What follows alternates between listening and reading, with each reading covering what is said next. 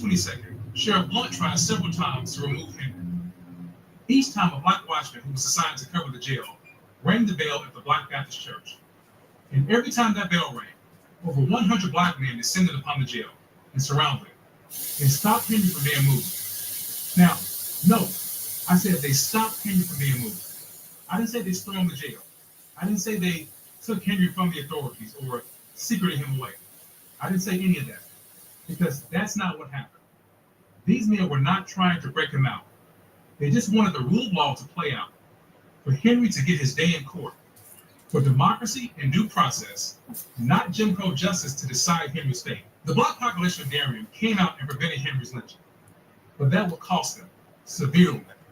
Because what happened next shows just how far those in power were willing to go to use the law to punish black people for trying to stop the law from being broken. After Sheriff Blunt was stopped from removing Henry, he and town officials realized they were powerless to act. The county had no militia, no structured way to respond. Good day, family. So the mayor, I'm trying to eat some yogurt. Requested that he send troops immediately.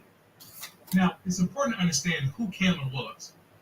He was a former Confederate officer, a man who had. But it's good to see you. I'm almost finished with it. I might just go on and toss the rest of it, but it's supposed to be good for you, just a little bit. But it's good to be back, to see you. He believed lynching was a legitimate tool to control what he called black. This is Julian Johnson Law. He see black people in Darien as protectors. He saw them as a threat. That's our brother, and he's telling our history, our story of the lynchings and stuff. He sent from Savannah to Darien. I love my brother. I listen to him often and stuff. I got to get him a notebook also, a journal, so that I can add to my learning and stuff. But it's good to see you all. It's good to finally be back. You know, I've been out, honey, trying to protect my energy. Trying to get my garden growing, and it's growing. I've been topping it off, and I hope y'all have started your garden too as well. If you haven't, it's never too late to start your garden. Put at least one seed in a pot. Go out in the yard. Dig you a little dirt if you must. You can make you a pot. If you ain't got no no official flowering pot, get you something that you got at home. Get you something. You can use a plastic jug, a milk jug. It's got food in it, an edible in it. Cut that milk, pour that milk, honey, in a container and set it back in the refrigerator. Take that jug, cut that jug around with a knife, go out there, dig some dirt up, put one seed off in there, and get started with something. Go to the dollar store, if you can, and get you some seeds, and just get started with your garden and stuff. It's going to take time. It's going to take all of us time and stuff, but that's what it needs. When you get that seed, keep it moist, keep it in a dark space where it can be warm, and it can feel warm like a baby in the womb. And it can go on and start growing. When you see that little sprout come up, hey, we gonna eat. Yep, we're gonna eat. And unfortunately, my cat got into my garden again, so he grounded indefinitely. He can't only come out except for to eat and drink and do his business. And I got him by the back of the neck while he doing that, if my garden is inside. So, yeah, keep it away from your pets and stuff, because they will get to it. It's the smell of dirt. But it's good to see y'all. And I wanted to come by the other day, but then some more things happened. Yeah. All I can say to that, y'all, is just guard your energy. Guard your energy. I don't care who, what, where. Always guard your energy and stuff. But whoever want to touch you, want to talk to you, and want to nurture you and stuff, you don't need all that from other people. You just need it from yourself and your ancestors. That's it, and that's all. So where is our book? Because we are going to get to Dr. Claude Anderson today. And I was listening to our brother on the Shoulders of Giants. They reading it too. They may be done with it. But they're reading it also. It's just all of us putting in the work. Just putting in the work. For each other and for ourselves. So, yeah, I saw somebody else on here, and even though they done left and stuff, we going to go on and get started.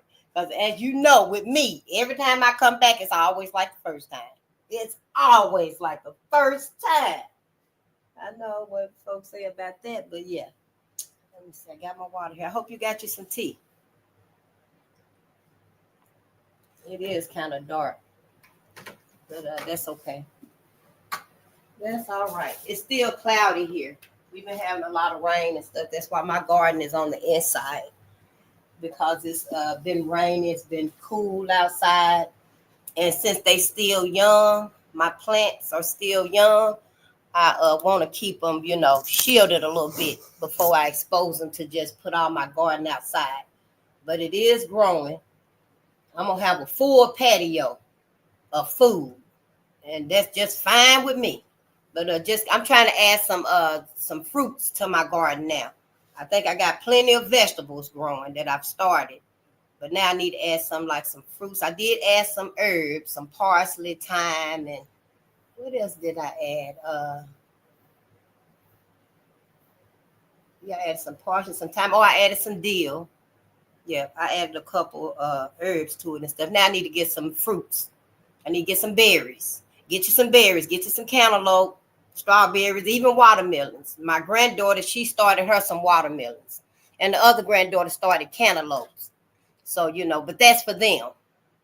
Yeah, I'm going to take one or two and start me some too. But let's just try to grow.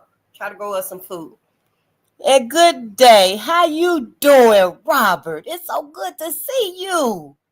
I'll try unsweetened yogurt and sweetened with organic raw honey. I know, I don't like yogurt. I'm going to try that. It's all with eating better. I'm sure a whole lot of stuff we finna try in changing our diet. It's not going to taste good. It's going to be a little difficult. I was listening to, I think it was Brother Bobby Price, and he was telling us how to sweeten okra. When we get our okra water, how to sweeten it up and stuff like that. So yeah, I'm gonna try that. Maybe to make it a little bit more palatable. Thank you so much, my brother. Yeah, because all of this is really different, but it's so exciting to be alive and to be going through this change for us. Even though the world is burning down out here, let it burn. Babylon is falling. It's in your Bible that it was gonna fall. So none of us should be really, disappointed and unknowing that this is happening. Now, whether it's finna be a meteor or a missile, I don't know. I have no idea. Could be both. America done some hellish shit. So, it could be both. But we ain't gonna worry about it. We just gonna keep on pushing through for us. Because as it was before, Mother Nature wants it to be again. So, let's begin reading. We're gonna start reading Powernomics. And I done had a long enough break, but protecting your energy is deep. It is deep. When folks get on your energy and stuff, honey, you got to protect yourself. Just like your physical self, you got to protect your spiritual self, your mental self. Because it is demons out here, vampires. I think they call them energy vampires. I think that's what they call them. But it's really serious, especially now. People know. People feel this shift that's happening, and they looking for you because you got the highest vibrancy out here. You got the higher elevation. You on top. And so people want to get next to you so they can siphon your energy and stuff. So once I took that little 2-day break after that last reading, when we finished our last 2 books at the same time. Thank you, ancestors. And I took that little break. Oh yeah, it was then. I had to make sure that I guard my energy because I don't want nobody getting nothing of mine. Sure don't. I'm here for my ancestors and my ancestors only. And I've been watching what's going on out there. But still, even that ain't finna sway me from my ancestors. That's why I'm here about them. Sure is, and my people. And I ain't gonna twist y'all arm to see what's really happening. Because all you got to do is go on YouTube, TikTok. Oh, I can't wait to get used to some TikTok. The knowledge there, you won't even come on YouTube. It's so much knowledge on TikTok. Our people. Everything being revealed. I'm just proud. I am so grateful to even be here. And to be on the right side. Honey, let's get started. And I lost that one paper, so let me just take it from the top since I ain't been here in a minute. I'm Face the Nation. We're on Bolden Unchained, and we are here. I am to assist Black America with the uncovering of the many agendas, events, projects, laws, acts, codes, plans, experiments, memorandums, studies, courses. Too many to name. It's so many of them out here. I had no idea.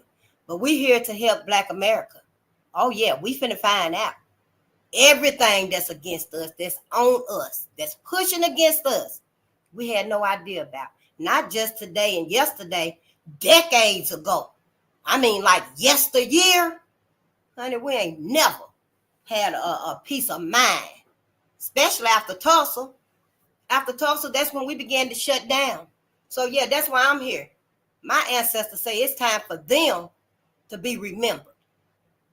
So, yeah, that's why Face the Nation is here. We look it through a spiritual lens because I ain't religious. I ain't been religious in a long, long time. Thank you, ancestors.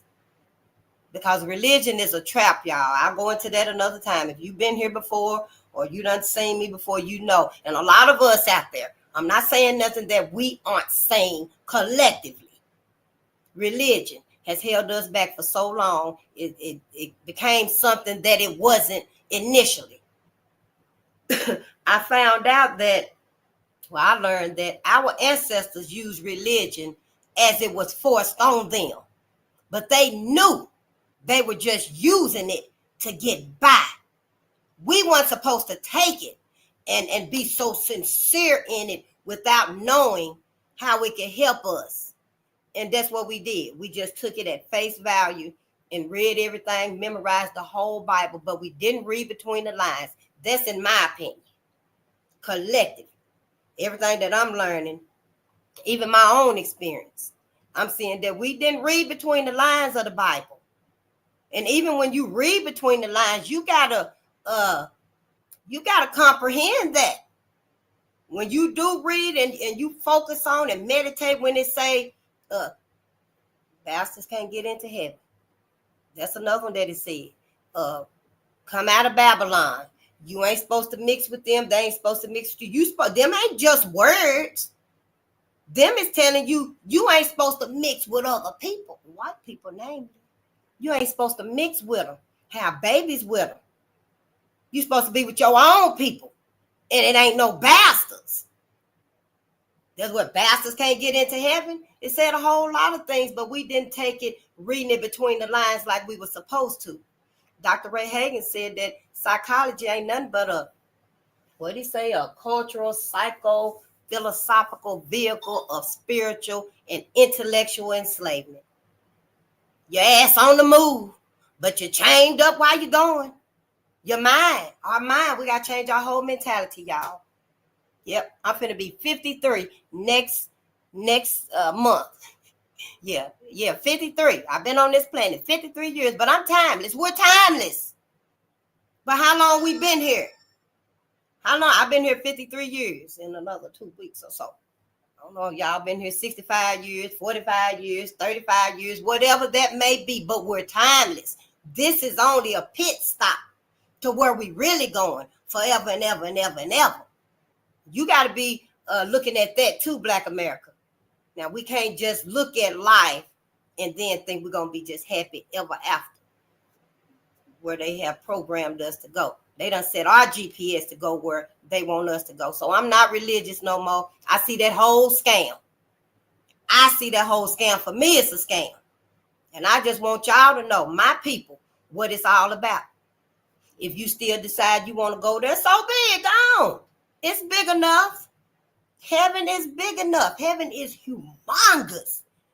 You can't get away from white people, but you can find, other people like you that resonate with you. Brother Telly gonna be there, and Carol and Bryant gonna be there. All of them folks gonna be there in heaven with you. You can find a place where you ain't gotta be readily among them, but you will never be without them, if that makes sense to you. And so for me, on a spiritual vision, in my spiritual vision, I'm not even going to heaven. I'm bypassing heaven. I done reset my own GPS. So a motherfucker can't tell me where I'm going to spend my forever after. Oh, no, not me. So I just want y'all to wake up and realize, at least start thinking about it. Hell, maybe you gonna say, hell, I ain't going out in the afterlife and be out there by myself. But that's the thing, you're not by yourself. You're not by yourself. That's where the ancestors are. Our ancestors are in the afterlife. If they had known, they would have told us. They thought we would have picked up on all this. They didn't know they were gonna have to just break it down to our black asses and say, hey, look, everything we going through on this planet right here, when you leave Earth, don't set your mind to go to heaven.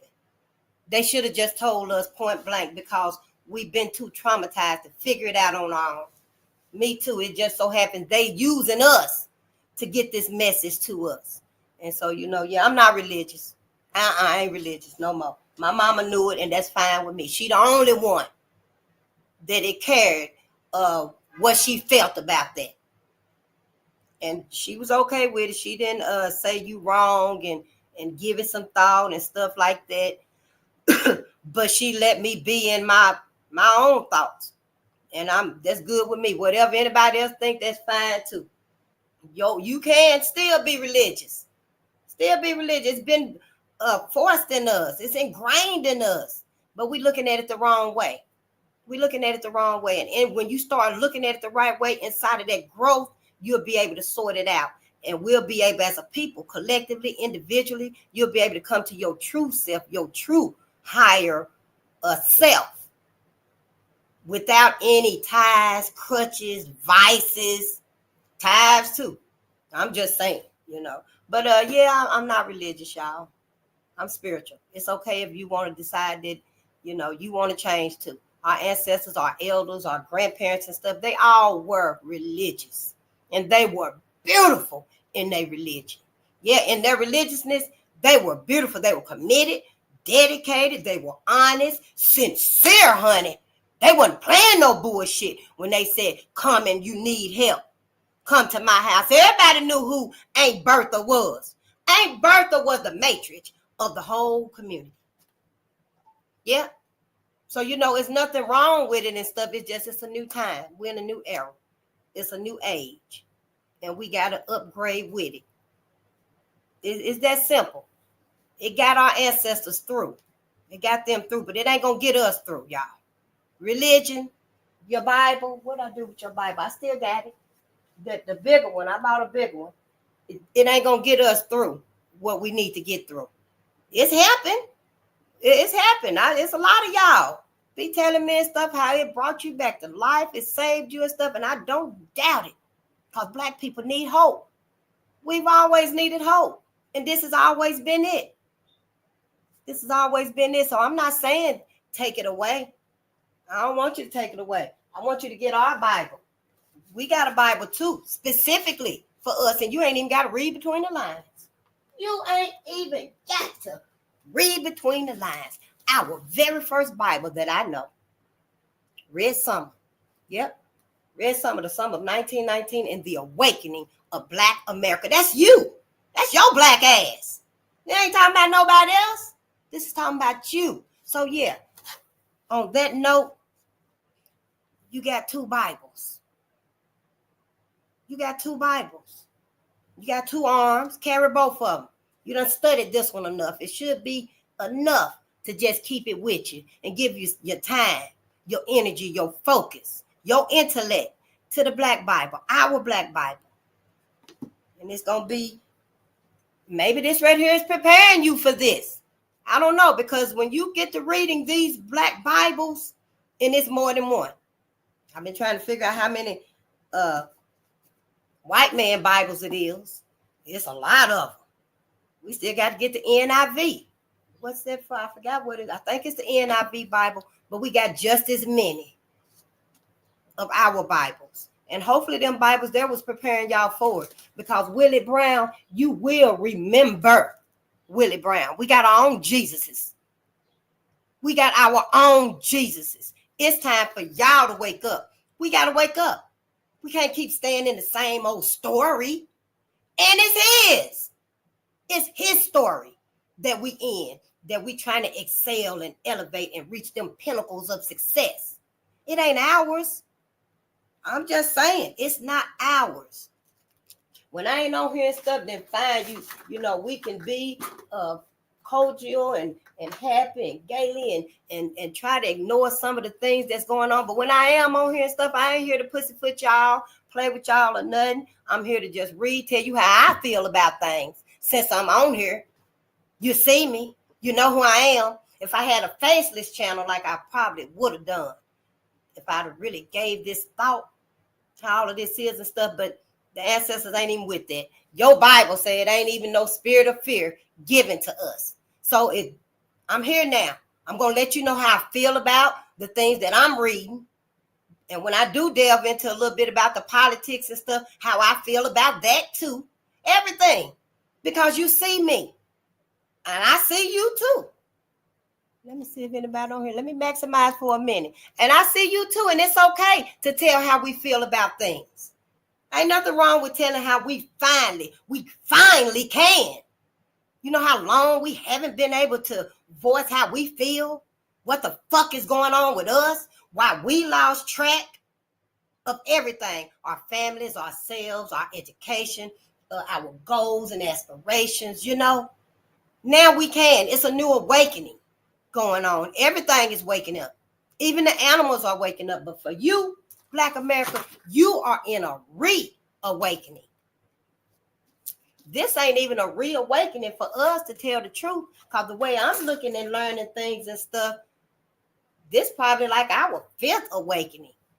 But since we came into our physical freedom, it would be our reawakening.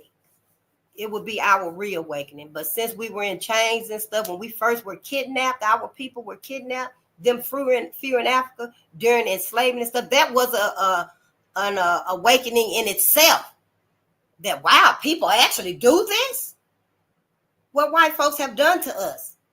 So, yeah, in our respect, I can, roll with it that, yeah, this is a reawakening for us. We in our 2nd awakening. But I know we've had more than 1 or 2 awakenings dealing with white people.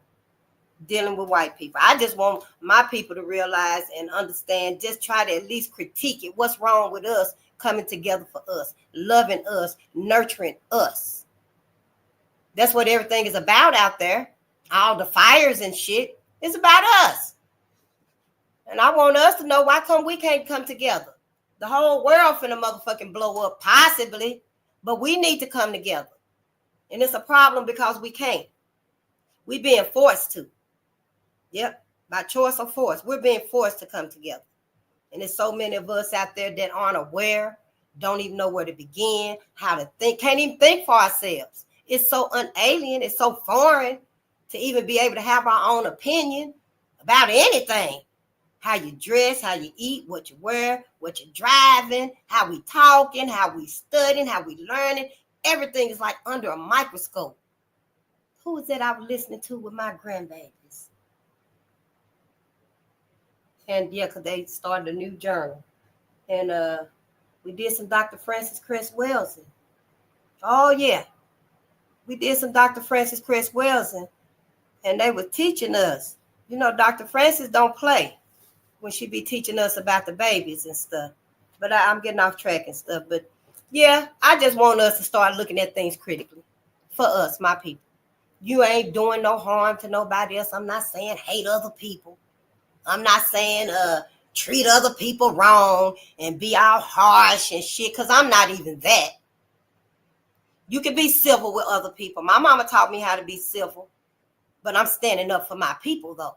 If you see any type of distinguishing comments or something that I make, I'm not racist. Honey, I ain't racist. No, I'm motherfucking suspicious of they goddamn asses. I'm not saying treat them wrong, be harsh with them, or be negative with them, and with a cutthroat tongue and stuff with white people. No, still be civil with them. We still a civil people. But hell, keep your eye on their ass, just like you do Tyrone, Ray, Pookie. Keep your eyes on white people too. I'm just saying, don't procreate with them. Your Bible said that. Hell, white folks said that. Don't procreate with them. So don't. They was very motherfucking right too. Don't you have no babies with them and stuff. That period must be over too, y'all. I'm just saying, as far as I see, that period, that era, it's got to be over too. Those of us that decide to go ahead, fall in love with whoever I want to fall in love with, have babies with whoever I want to have. I can have a baby with Brad if I want to. I can have a baby with Brad, Kevin, and Ken. Then do that motherfucking shit if that's what you want to. But that's the side you choosing. See? And we can't stop that. You're going to choose what you're going to choose. But at this point right here, you can't be for God and money. You get that example, don't you? So you can't be for white folks and black folks. One gene, one lineage is all you get to decide between is our lineage living on or theirs living on. It's standing up for us, our ancestors, or standing up for their bullshit, their manipulations and cutthroat tactics against your people. So yeah, love who you want to love. Shit, I'm not telling you you can't. I'm not telling you can't have no beautiful babies with white people because they come out some beautiful babies. Look like a little biscuit that came out the oven before the timer went off. They so beautiful and hair just so wavy and stuff. I don't think their hair even kink up. But it's still not 100% like it's supposed to be, black and black. It's still not they still not a black baby. And we supposed to have black babies.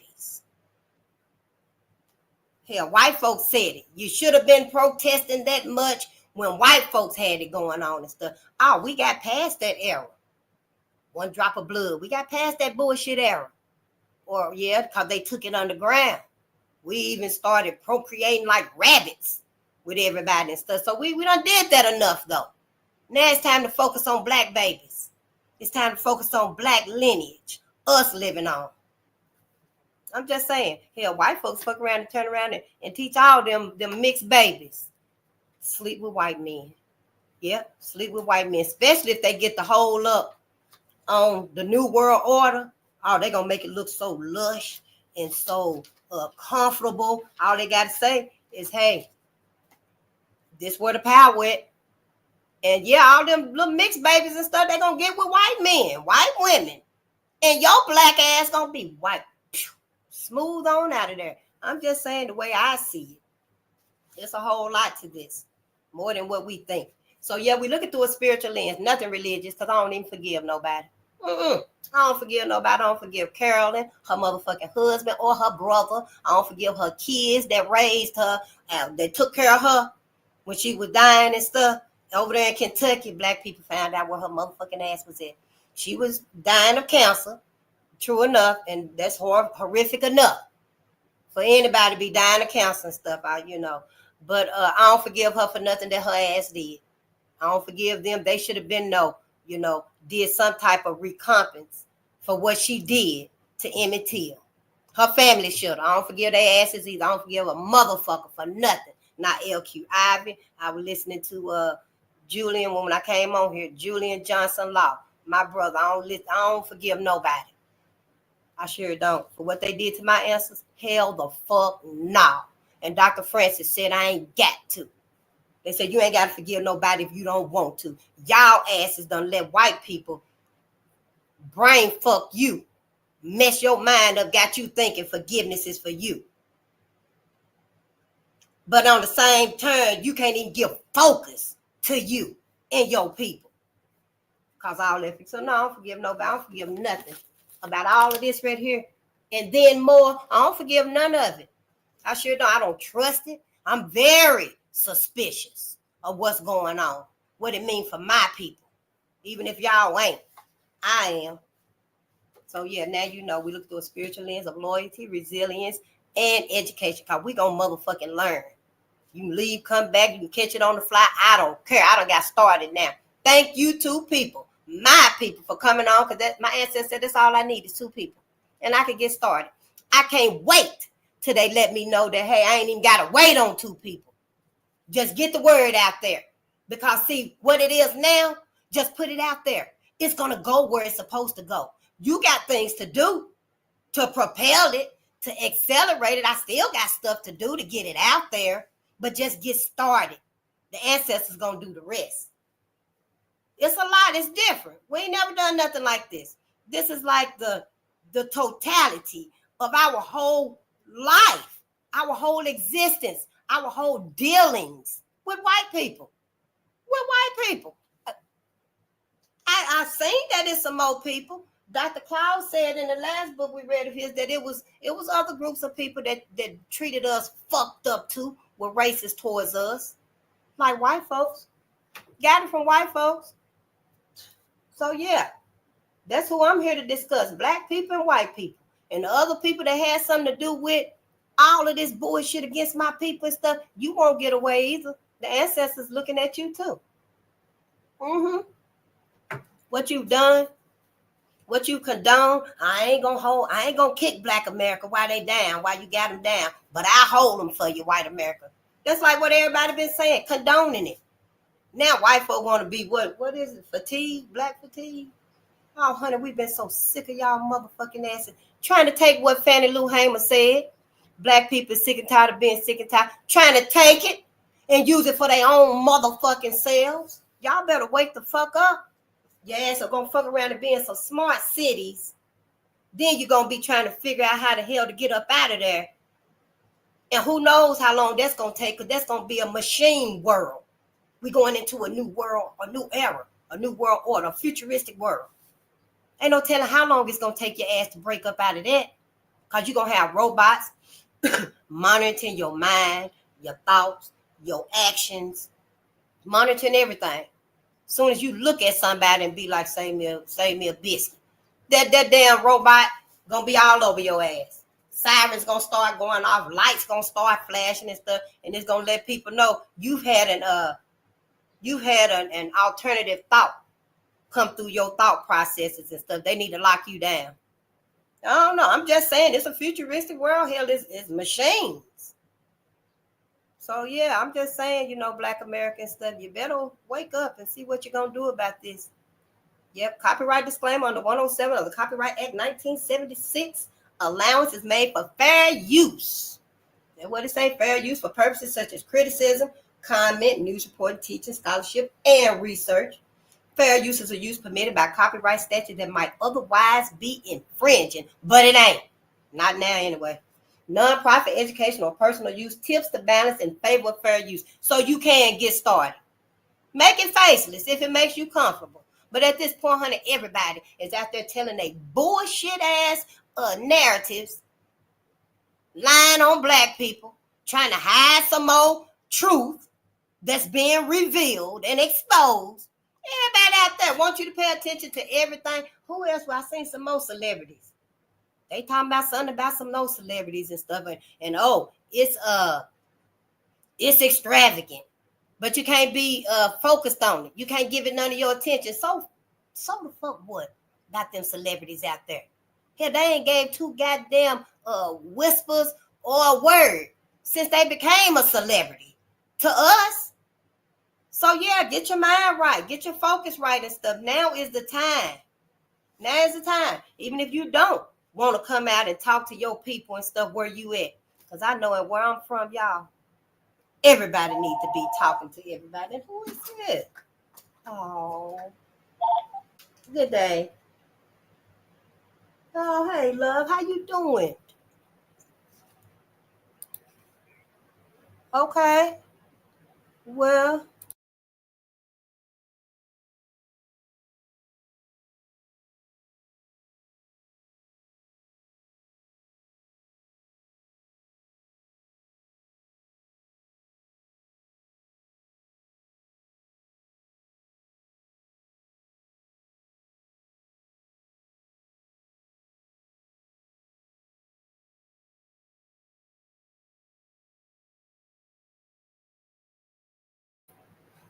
I was thinking, don't let me forget to hit the mute. My ass will be over here cursing and cussing, and you ain't heard a word. Yeah, and help. When people need help, just let them know. You'll come and help them and stuff, and you know what you're doing. Go on and next time they need to do that, they'll know how to do it. Yep, that's it. So yeah, what was you saying? Is you? Oh well, hello. Who is it? Kimberly Tate. Hello, it's a good idea that you say you're not racist. The word and meaning is for belong to African American black natives as a weapon against whites and all non-blacks. No, I ain't racist. I'm suspicious of they motherfucking asses. That's some shit they ass came up with. No, I wouldn't dare do the things that racist people do. My people on the whole wouldn't dare do this. Stomp a baby, a bullet riddle, a pregnant woman, feed babies to alligators, strip a person, burn a person, set a person on fire twice, and keep the skull, the bones, walk around with a man's hand in his pocket. That man walked around with that black man's hand in his pocket, the skeleton. Nah, ain't nothing racist about me or my people. We can't be racist like that. That's something different. But yeah, I just wanted to say I'm not racist. I'm very motherfucking suspicious. Yes. And I need my people to be suspicious. Always be suspicious. And now it's gone a little further than that, because now we're reading off of energy. You got to read off of energy too. You got to know about your own people. What they call them, skin folks, they out there. Yeah. They are out there, honey. Some of them probably know already that you're not like them. You're not like them. You're going to choose your ancestors. You're going to stand up for your ancestors. And they know that they not. They already know they not. But, that's not our problem. That's them. We each got to decide whose side are we on, who we going to stand up for. You going to stand up for your ancestors, or you going to stand up for them clan ancestors, them motherfuckers that murdered them, that tortured them? You got a decision to make on that. I don't give a damn after this motherfucker is burning and folks is kicking the ashes away in this motherfucking Babylon. Your ass still got to decide whose side are you on, who you standing up for. Because, see, that's what this is still about. Yeah, they ain't stripping away everything for nothing. They ain't erasing everything for nothing. This grudge is still grudging. This is the longest grudge I ever knew. Ain't been no reparations, no repayment, ain't been no sincerity, ain't been no healing, no therapy, no talking, just a whole lot of pushing it under the rug and hiding it, don't talk about it. And white folks still living vicariously through what they people are doing to my people. White folks living vicariously through what they people doing. White folks living vicariously through what Trump doing. And it's hurting them like a motherfucker. Yeah, everything. It's hurting them too. What they thinking is that we won't survive this either. But we always survive. We survive because we are the parent of all people. We survive. So yeah, black people, make sure you survive and stuff. The only ones that can exterminate you is you. You. Black people. You the only one that can get rid of you. Ain't nothing these motherfuckers can do to get rid of black people unless they gonna wipe out the whole goddamn planet. Because that's what's gonna happen. The whole sun gonna blow up on every motherfucker around here. So ain't nothing they can do to get rid of you. But if you, Black America, don't come into your focus and know yourself, stand up for your ancestors, you're gonna be the reason that you are no longer here. That you're no longer here.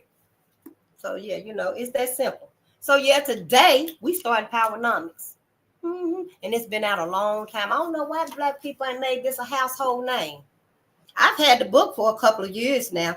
Dr. Paul Anderson had a book, a library of 5 books that you could get for like 100 plus tax. But now you got to order them one by one. So I still got maybe 3 more to buy to replace the ones that I had. But we read More Dirty Little Secrets, Volume 2, because I didn't have Volume 1 anymore. And now we're reading Powernomics. I'm really not a political person, but I see that my people are. My people, again, have been sincere about politics.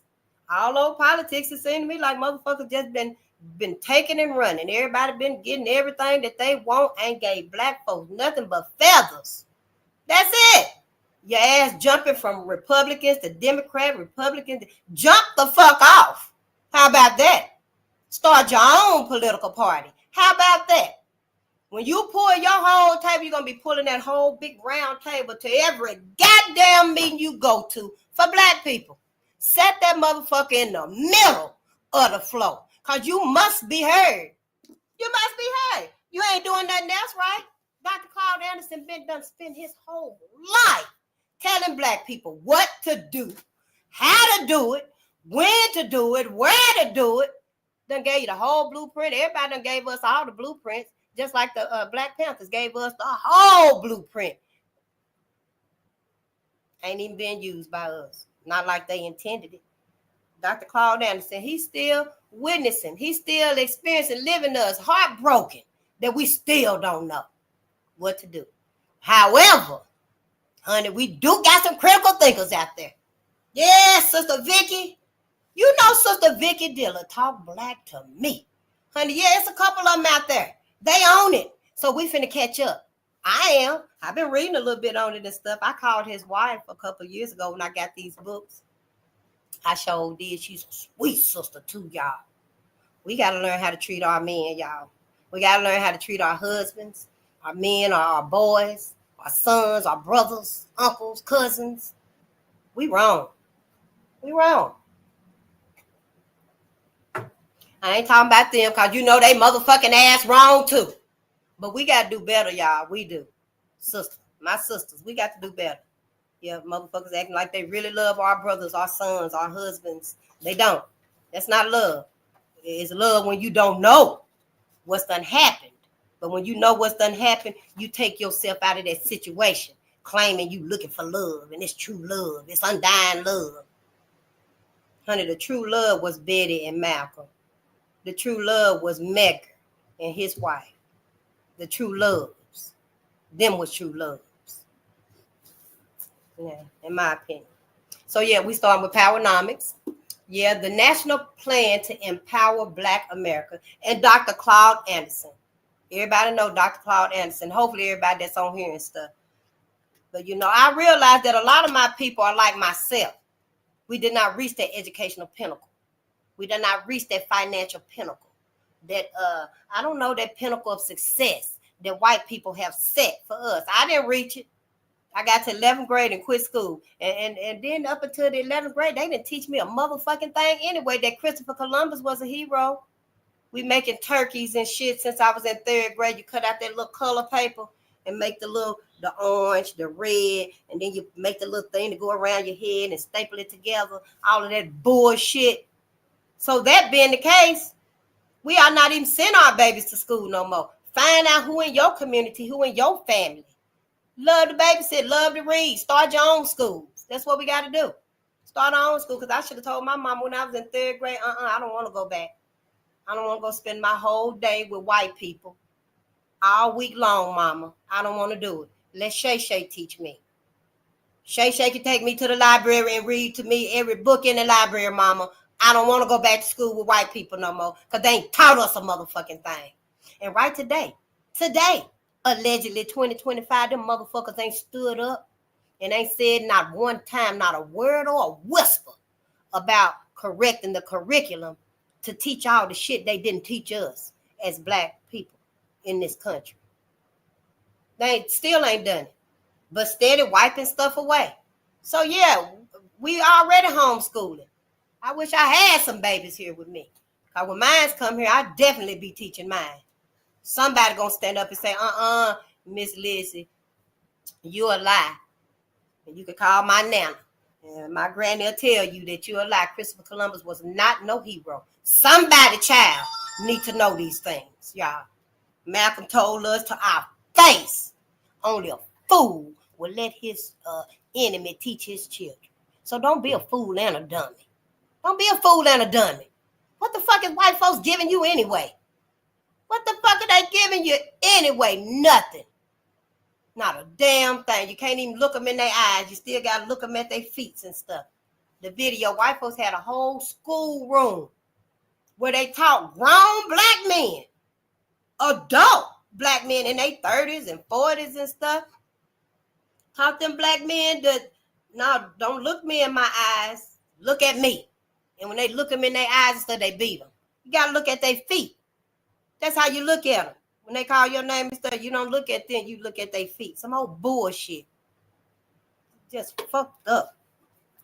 So yeah, let's just get started and stuff, because I don't like the bullshit. I'm not going to be a fool and a dummy. Not for my ancestors. My ancestors ain't no dummy. They wasn't no fool. They were sincere.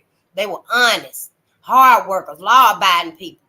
They trusted white folks with everything. Everything we done gave up and sacrificed. We ain't got nothing today. We ain't got a motherfucking thing. Nothing. Because our ancestors were sincere like that. They were sincere like that. They were forgiving. They never threw it up in white folks' face. What you did to my great-great-grandson, what you did to my great-granddaddy. They never brought it up through in their face the many times that they heard the stories of traveling and they see bodies hanging from trees and stuff. They never threw it up in white folks' face about the stench that they couldn't get out of their nose because the hanging bodies just wafting through the air. And it stay in the air for days because white folks leave the bodies hanging up. My people were sincere. My ancestor was very sincere. So yeah, can't nobody tell me nothing how to feel. You ain't got to be here if you don't want to be here. Go somewhere else. Ain't no forgiveness here for nobody but my ancestors. And all their sincerity, all their love and their forgiveness of white folks and stuff, trying to let us be happy. Soon we start bringing white folks home with us, they should have been whooping our motherfucking asses. Powernomics, the national plan to empower Black America.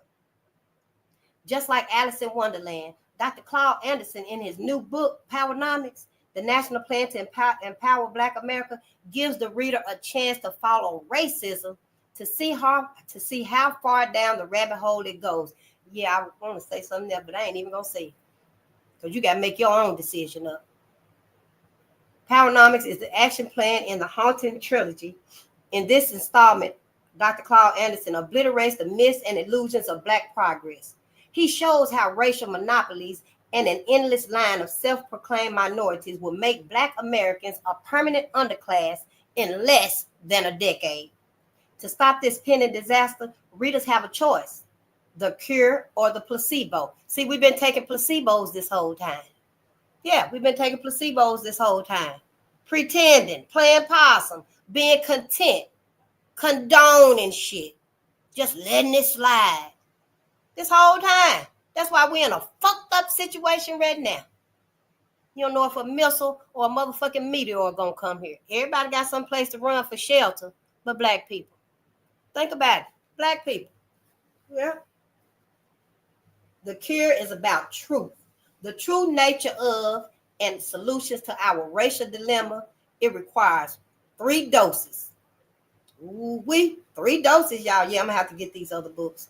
His first book, Black Labor, White Wealth, The Search for Power and Economic Justice, is the initial dose. It is a classic, a must-own for every forward-thinking American. See, you can't be thinking with that backward shit no more. We got to evolve. You got to open your mind also to your Black political party. Don't be scared of it. Don't be scared of it. What the fuck you going to be scared of it for hell? Your ancestors had already tried to start a Black political party. Hell, you act like, oh, they ain't never been heard of before. We don't want to do that. We can't do it. Why now? I'm just saying. It tracks slavery and Jim Crow public policies that use Black labor to construct a superpower nation. It details how Black people were socially engineered into the lowest level of a real-life monopoly game, which they are neither playing nor winning, because your ass still on their board. Your ass still on their board. They ain't gonna give you shit. You can't do shit on the Republicans and the Democrats. You've been there so long, don't you know? Hell, at least get your ass on the tail. Hell, I'm just saying. Shit, do something of your own. For your own. Y'all act like y'all motherfucking asses didn't graduate. You act like your motherfucking ass, hell, dropped out of school and shit. Didn't get no education. The second dose is Dirty Little Secrets About Black History, Its Heroes and Other Troublemakers. This book shows why Black people are a special, a chosen people. We are. It presents little-known facts about their extraordinary achievements under oppressive, inhumane conditions. No one else could survive this. Still be surviving, still hanging on. Yeah, we damn near insanity. A lot of our masses is on the brink of motherfucking insanity, dealing with white folks. Just trying to hold it together. Keep the peace. Damn near insane dealing with they motherfucking asses. Then they want to sit around and call out on social media. Oh, we get so sick and tired of black folks and what they're saying and what they oh, you ain't begun to goddamn it hear how motherfucking sick and tired Fannie Lou Hamer was talking about of y'all motherfucking asses. Sure ain't, honey. They better shut their motherfucking mouths. Now, Dr. Anderson offers his readers the final dosage in the remedy. Powernomics, y'all. The national plan to empower Black America. In a mind-altering pill, offering for the first time a solution for turning impoverished and powerless Black people into a truly competitive group by the year 2005. We behind. We motherfucking 20 years behind. See? Everybody that reached them pinnacles, what the fuck did they do up there? After all our sincere politicians were deceased and retired and had transcended on to the next life and stuff, motherfuckers sitting out there now ain't done a goddamn thing like they were supposed to do. Sure haven't. It teaches the reader a new way to see, think, and behave in racial matters. The choice is the reader's. The choice is the reader's the all is well placebo or the cure. The choice is the reader's all is well placebo or the cure. Which one you gonna choose? Take the placebo and do nothing. Take the Powernomics cure, see the truth, and do something to solve this nation's race problem. The choice is up to you. And I'm not here to tell you what to do and stuff. You're gonna do what you want to do anyway. But I'm just giving my opinion. And I can do that. I can give my opinion on how I feel about it all and stuff. As a Black woman, yeah, because y'all ass is not really thinking critically about where we been and stuff. And the people that's sitting in them seats, that's letting everything slide by while they sign every motherfucking thing. Got us in this whole motherfucking predicament. At least get us the fuck out of it. At least somebody, hey, let's get Black America out of this bullshit. Black America ain't got nothing to do with this, yeah. Let's just sign these papers right here and you keep your hands off Black America. Give all the money. Don't burn no more motherfucking money. I don't give a goddamn if it's a toe up $1 bill. Don't you burn that motherfucker. Don't melt down no more coins. Give it all to Black America because we don't want to have nothing to do with white people no more. This y'all futuristic world that you putting together. And your ass gonna have to be in it and stuff. We ain't.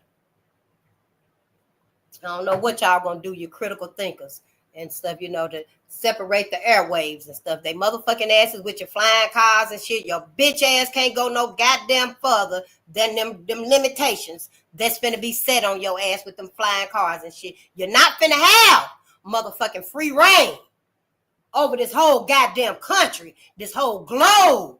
No more. You're not.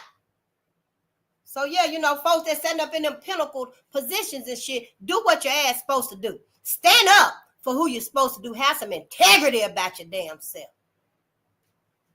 Quit letting folks just run all over your goddamn ass because you want to be comfortable. You want to be seen. You want to be the savior doing the right thing for Black people when you ain't done a goddamn thing for Black folks. But let white folks have their way. That's all you done did. And when you're in the politics and stuff, everything come across your lap. Everything from the judicial system, the education system, the food system, everything come across y'all goddamn lap probably. And you sit there and you sign everything and like, oh yeah, well, we'll let you do it. Did you hear about now? They taking the dyes out of food. You know, you go get your cereal and your candies with all them dyes, the reds, the blues, the greens and shit. Now they figure, oh yeah, we done fucked up our citizens and most of the people in the United States eat a lot of that shit, them dyes and stuff. It's in all our food. I guess they figured the hell, you know, everybody a little crazy off of them dyes now, so we'll back up off of them. Pull the dyes back. Yeah, we got folks that's, you know, having a whole lot of side effects, especially our babies. I believe our babies are really restless and, you know, can't really function and think their attention span is like that right there. You know, and I think it's got a lot to do with them dyes and stuff. So when I heard that they were stopping them dyes, and they don't even have that kind of food in other countries, y'all. They've been banned all this bullshit. So now America like, yeah, well, we can stop poisoning them with dyes. So now they pulling the dyes back and stuff. And in the meantime, your ass finna have to deal with your child who's addicted to Skittles addicted to what's them cereal, the ones with the little red, green. It's a whole lot of them. Now your ass gonna have to deal with that. Yep, the after effects, the side effects from it. Yeah, that's what they doing and stuff. It's a whole fucked up monopoly. Like we just read about, this scheme, this sabotage against my people. And motherfuckers don't even want to tell what the real root of this whole problem in America is. White folks. Shit, quit acting, goddamn it, like black folks is the one that did it. And like, y'all the one let them immigrants over here and stuff.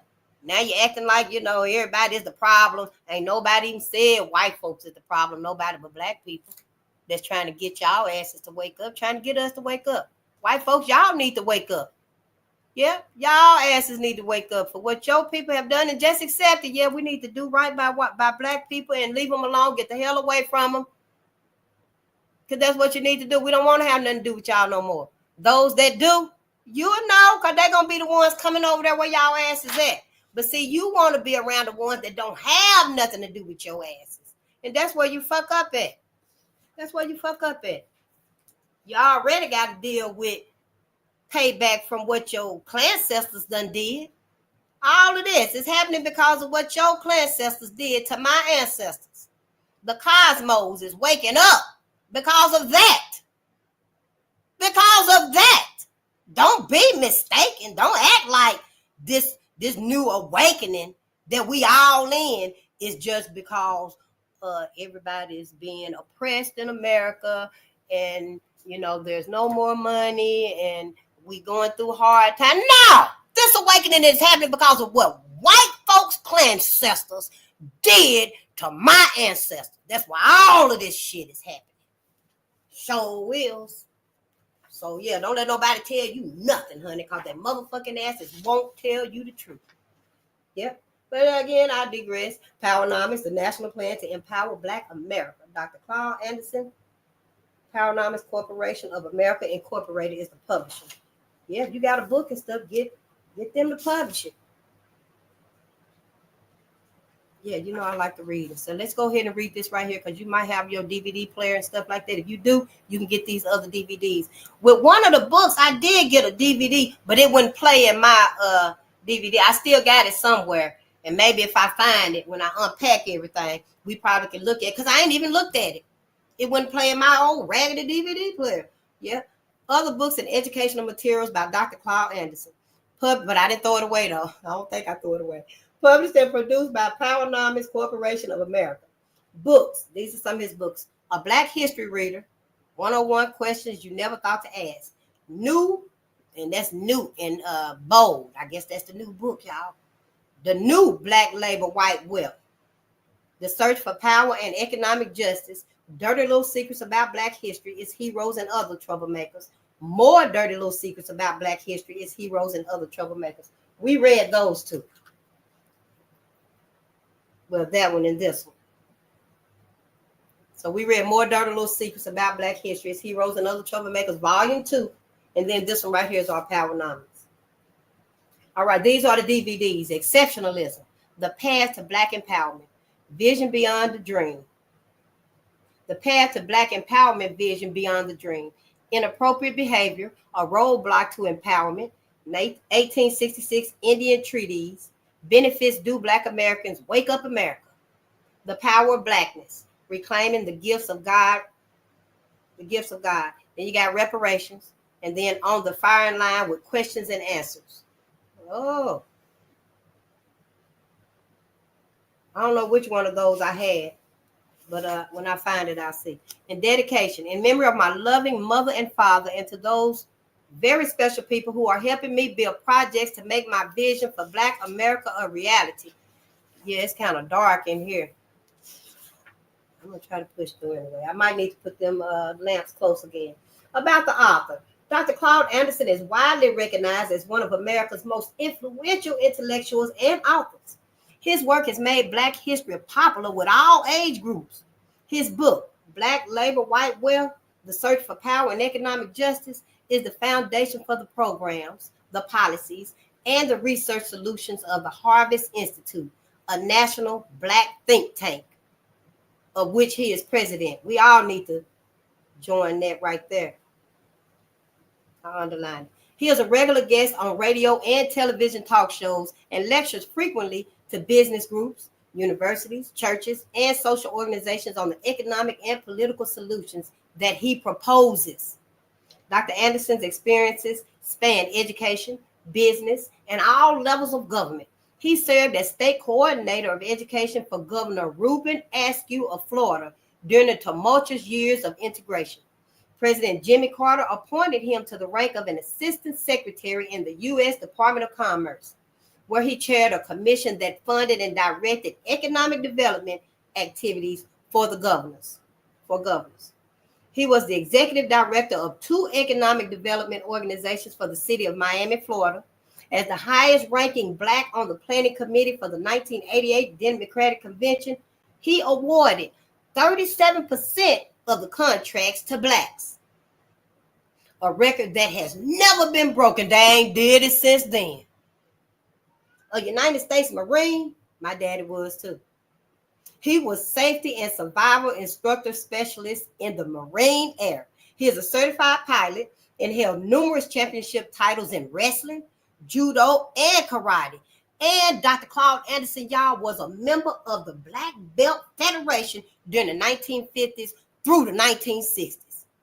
As an entrepreneur, he designed and constructed radio stations, aquaculture, and other businesses.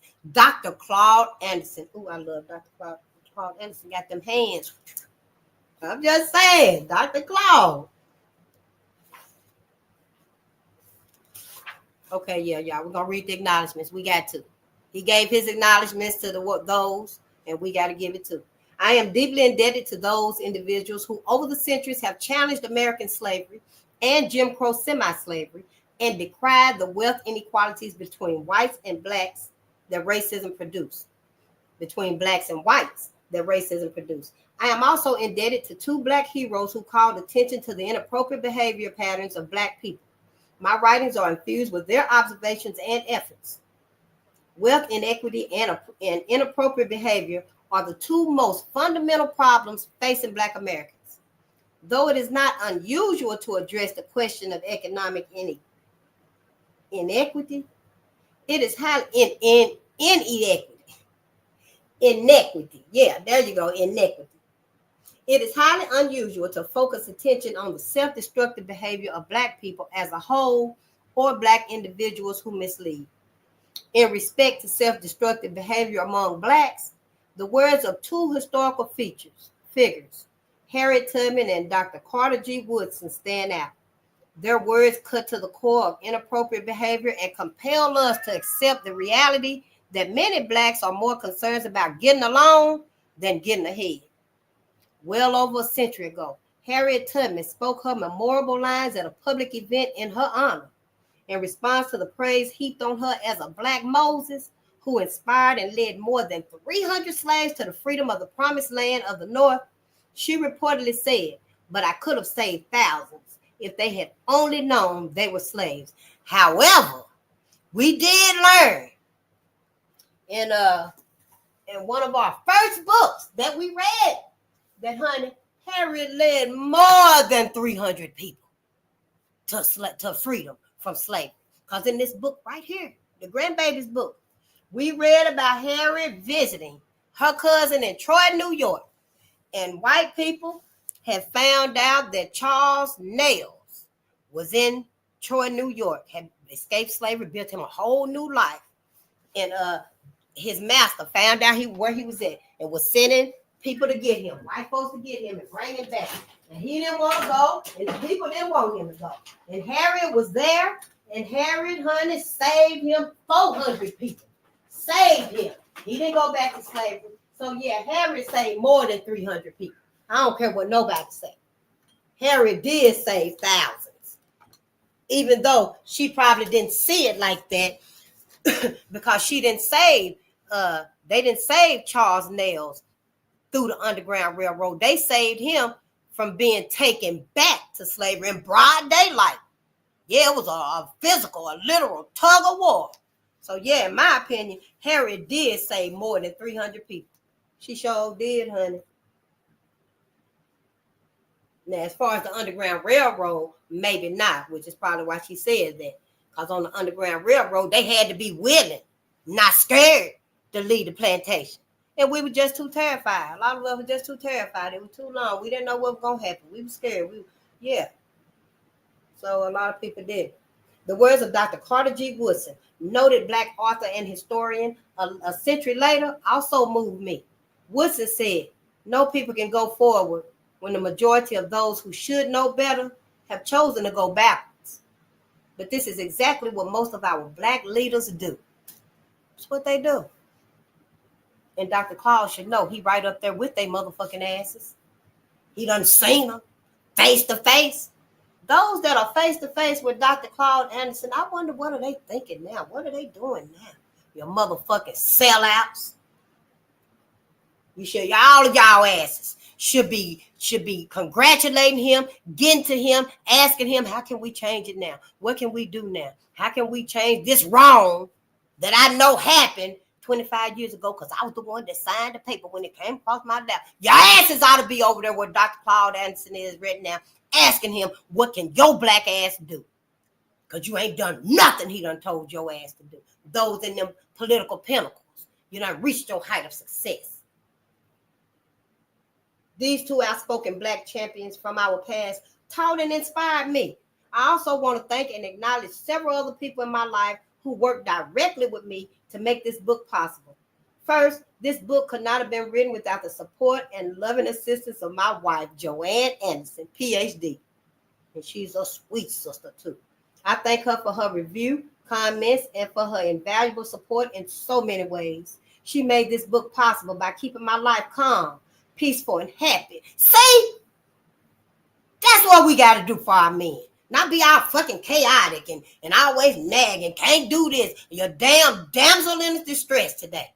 That's all you do. Everybody's a damn damsel in distress today.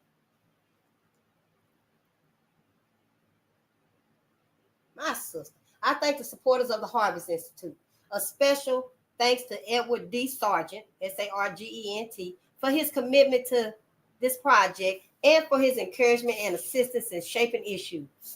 I thank Kevin M. Briscoe and Sarah Lomax Reese for their editing and moral support, and Renee Toussaint for his illustrations. I know some Toussaints too. I know some Toussaints.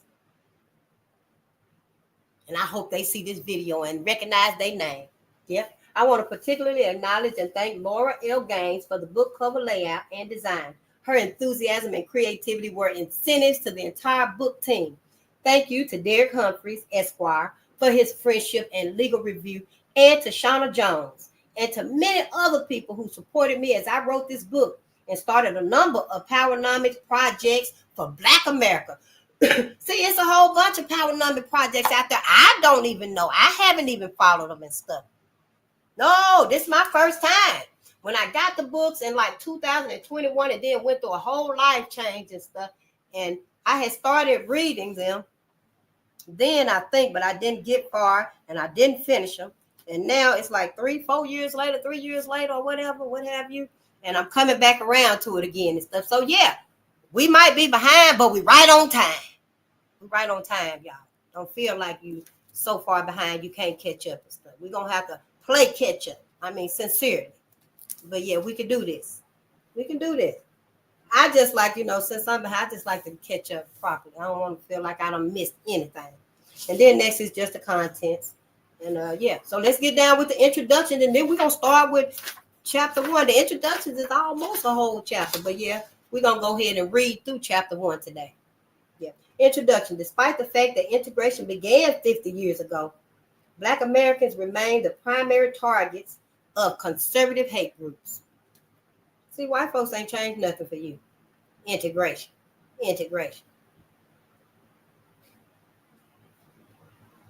Black Americans remain the primary targets of conservative hate groups, police brutality, and abusive government actions. According to a Federal Bureau of Investigation's annual report, Blacks are the victims of approximately 67% of hate crimes, though they are only 12.4% of the nation's total population.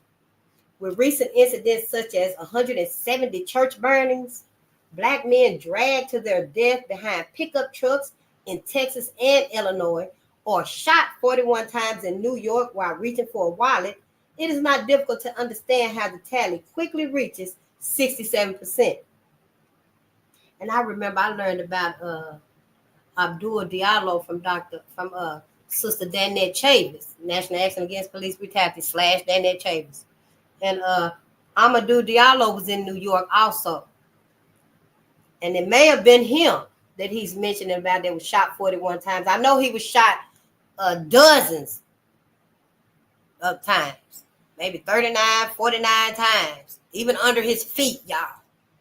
And he had just came home from work. I think he was going to get him a croissant or something like that for his breakfast. And he just stepped in his doorway and the police were doing a raid or some bullshit. They knew what the fuck they were doing. That was their narrative. And ended up shooting him and taking his life. And then we know about James Byrd, who was lynched in Texas. I think it was Jasper, Texas. That movie may still be up on Netflix. I believe that's where I seen it at. And that was on my birthday, June the 7th, 1988, when they lynched James Byrd. And he was just catching a ride with 3 white men that I'm sure he knew in the town. It's a little hick town. A little bit ass hick town. Everybody knew everybody. And see, them white folks also knew in that hick town that their clan ancestors had done some inhumane slaughtering and lynching of black people. So maybe that's why the 3 white men felt like, it just rose in them to do that. And they did it. They drug him through the whole town and stuff and killed him. James Byrd, June 7, 1988. Yeah, when I read it, I didn't know it was going to be him when I was just looking up some other people of my birthday with the same day. And they were like Prince and Madonna and a couple other stuff. And then it was James Byrd. So that's how I learned about James Byrd. The FBI's hate crime list does not even include soft crimes like denying black people home mortgages, jobs, or the right to use the highways without being pulled over for driving while black. Within every category or socioeconomic deprivation, blacks represent 6 to 8 times their proportionate number of the general population.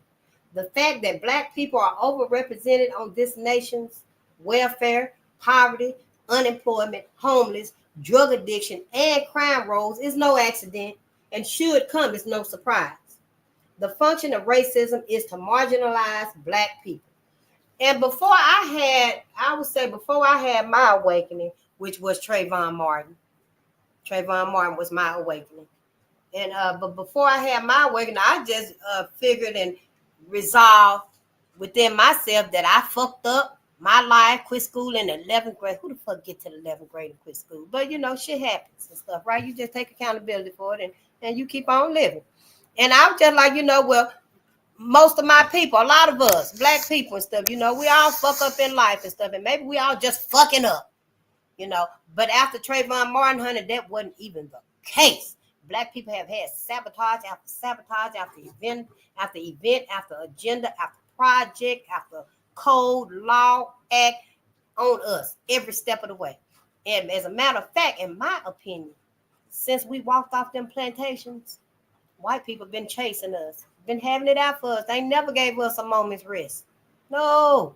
And when they seen us build up Black Wall Streets, that was the culmination of that was the peak of all that hatred they had in them, what they thought they had broke. They never imagined that after all they did to us, we could dare still build up a whole empire, more than one, almost seemingly overnight.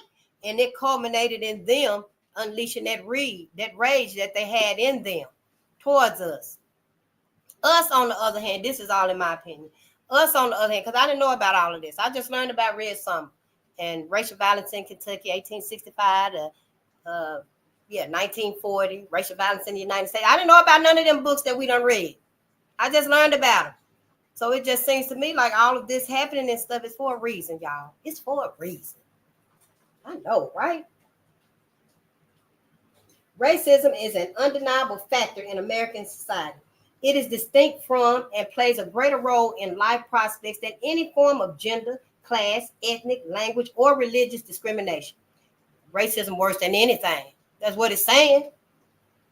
Contrary to prevailing myths, America has never been a colorblind society. That's what y'all, I don't see color face. It ain't about if you see color, hell, it's do they see color. Shit, for real. Yet racism continues to be ignored on all levels of government while the nation's attention and resources are focused on less contentious issues. White society has an out of sight, out of mind attitude about racism and avoids any substantive discussions of, let alone action against racism. Oh, that's probably why they never opened up, the correction to mistreating and misleading us in the education system. Yeah, menopause. I'm in menopause. Yeah, I must have forgot to tell y'all. I know, right? I need to find me a portable ice maker. Yeah. I'm going to send it to y'all free, too, if you want one. The women be going through menopause. The callous indifference, disrespect, and sometimes actual hatred that the majority society feels toward Black people are creating conditions that are dangerously parallel to those in Germany prior to the Jewish Holocaust of the 1930s and 1940s.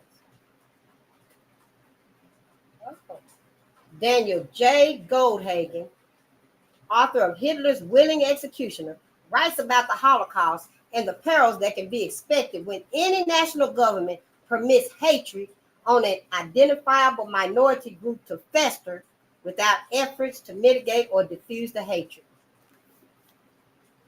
Did y'all hear that? Let me read both of them again. The callous indifference, disrespect, and sometimes actual hatred that the majority society feels towards Black people, that white people feel towards Black people, are creating conditions that are dangerously parallel to those in Germany prior to the Jewish Holocaust of the 1930s and 1940s. Wow, don't that seem really? It ain't no coincidence, though, y'all. Ain't no coincidence. Daniel J. Goldpryer. When I seen the real ID, I didn't get it. Fuck it. I didn't get the real ID with the little gold star on it. I thought about the Jewish Holocaust. Because didn't they have that sign on their arm? I don't know if it was a star or something that they made them put on to distinguish themselves and stuff. That's what it made me think about anyway. But let's read. I digress. Daniel J. Goldhagen, author of Hitler's Willing Executioner, writes about the Holocaust and the perils that can be expected when any national government permits hatred of an identifiable minority group to fester without efforts to mitigate or diffuse the hatred. And this is our Holocaust. We're still in our Holocaust. Y'all, Black America. We are still in our Holocaust. In case you didn't know. When such widespread hatred goes unchecked in society, the targeted minority group is at risk. The racial problem in America continues to exist because some ignore the problems and others simply do not know what to do. It is to the latter group that I address this book on what to do. In 1994, in my first book, Black Labor, White Wealth, The Search for Power and Economic Justice, I wrote about the structural inequities.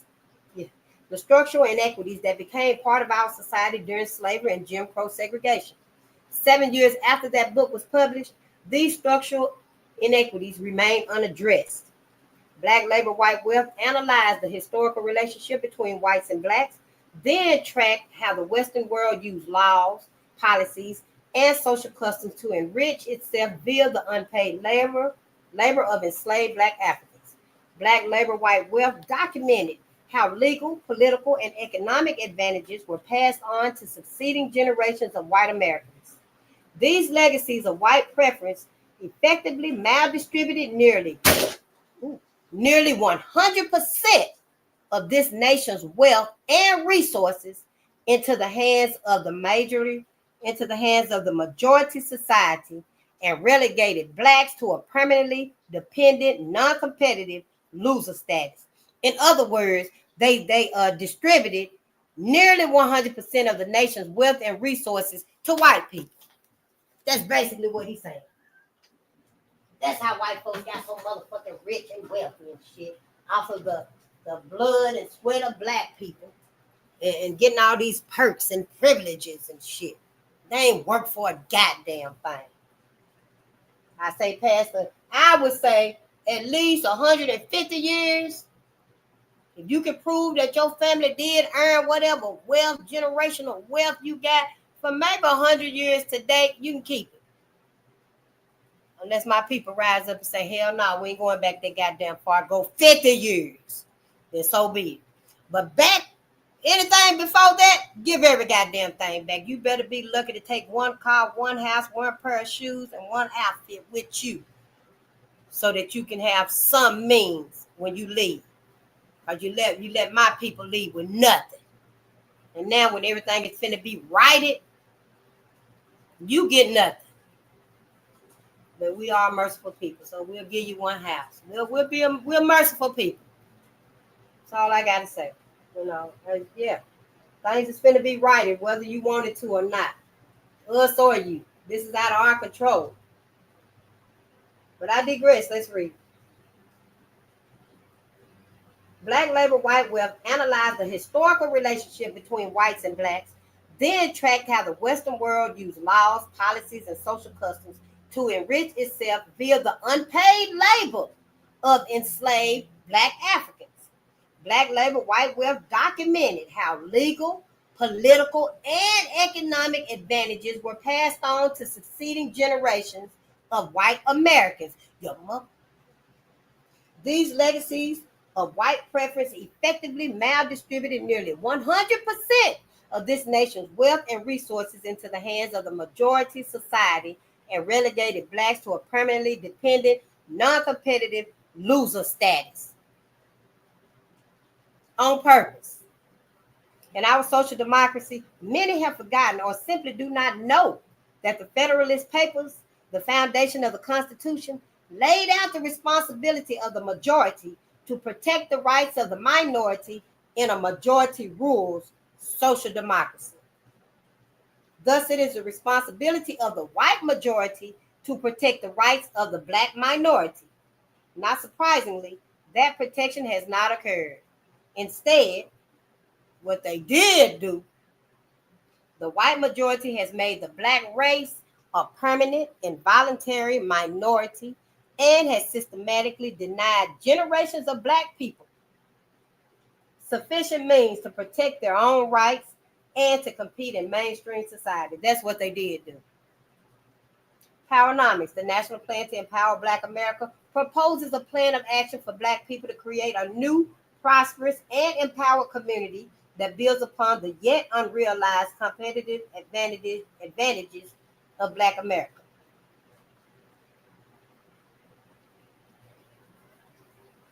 The economic, political, and educational action steps, principles, strategies, and models that are offered in this book are based on analysis of the complex web of racial monopolies and other structural impediments that continue to drive blacks deeper into an underclass structure.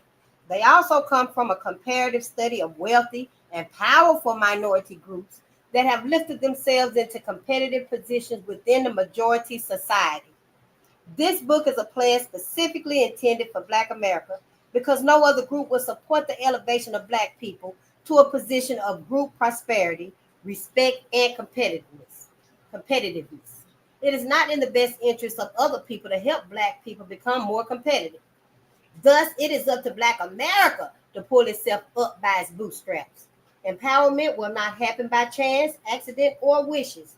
It will require purposeful planning. Powernomics, the national plan to empower Black America, picks up where Black labor, white wealth left off. It represents a conceptual framework and a plan to lead Black America to political and economic self-sufficiency and competitiveness by the year 2005. The term Powernomics combines the concepts of power and economics. Power is the ability to get things done despite the resistance and opposition of others. Economics is the production, the distribution, and the consumption of goods and wealth.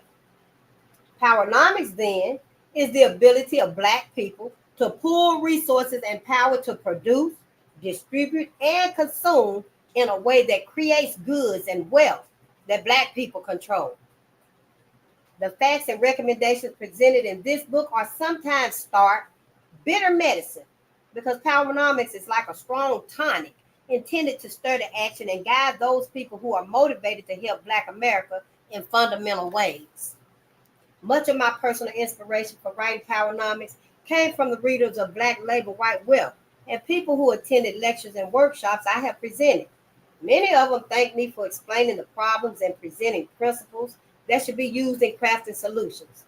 Then they asked me to take one more step and blend my experiences and research into a program of action that individuals and groups can follow to empower their communities. Powernomics provides the missing link between the historical analysis of the problems facing Blacks and the strategies needed to correct those problems. This is not a book on how to succeed in white corporate America or how to invest one's personal funds for retirement.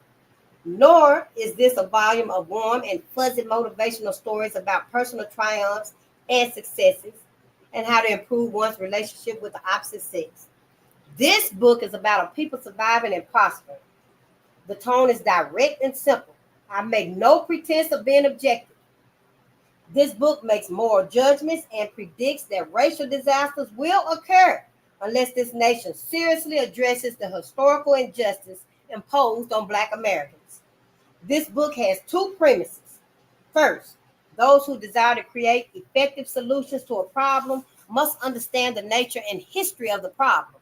Second, Black America needs a national plan with how-to strategies in order to move into political and economic competitiveness with America's mainstream society and its various ethnic subgroups. Admittedly, Powernomics runs counter to the conventional thinking of visible and successful Blacks in America today. Though the wealth and power gap between Blacks and non-Blacks is widening, visible and successful Blacks remain committed to protecting their own personal comfort zone by avoiding association with anything that is identifiably Black. Today's Black leaders, in many cases, display some of the inappropriate behavior discussed in this book.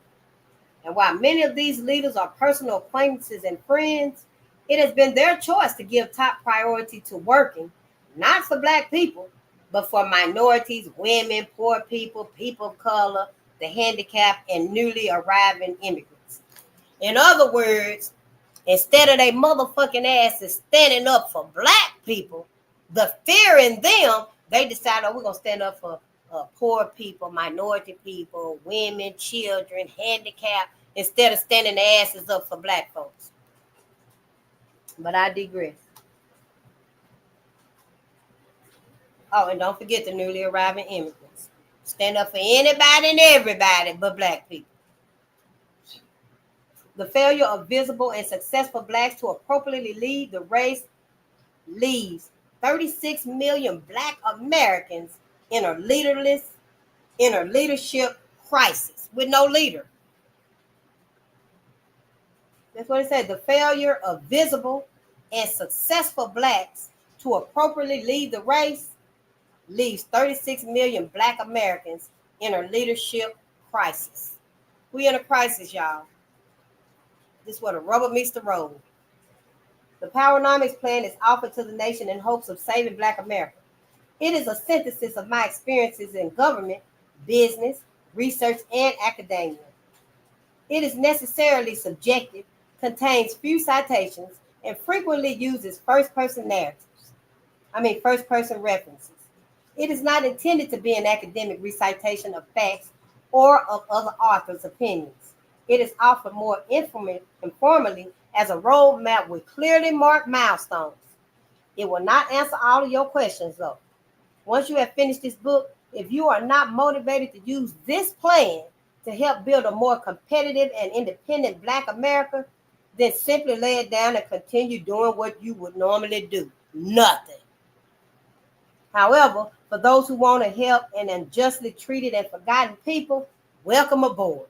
accept the reality that the legacies of slavery and Jim Crow semi-slavery still exist in various forms of structural racism.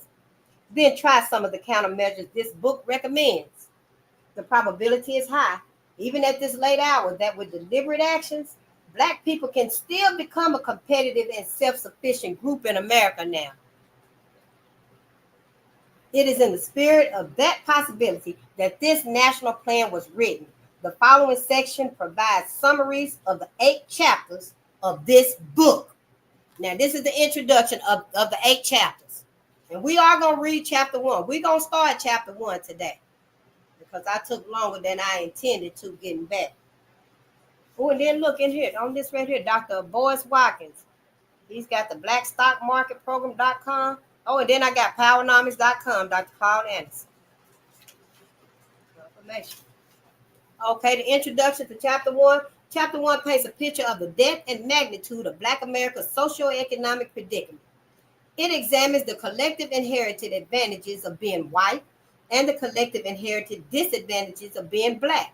It describes how 4 centuries of slavery, Jim Crow segregation, and benign neglect locked Black people into the lowest societal strata while maldistributing nearly 100% of this nation's wealth and resource power into the hands of a pecking order of European and other ethnic groups. And y'all motherfucking asses took every dime and dollar. The socioeconomic disparities between the races have evolved into modern-day monopolies protected by structural racism, inheritance laws, immigration, and other public policies. These established monopolies not only guarantee white society an advantaged lifestyle, but they also predetermine racial winners and losers in a supposedly open and competitive society. Instead of being truly open and competitive, American marketplaces are dominated by powerful political and economic racial forces. So see, you would never win being on the Republicans or the Democrats. It's just by the mercy of the cosmos and your own gifts that you get your own political party. You can get something for your people. I don't care how minuscule it is.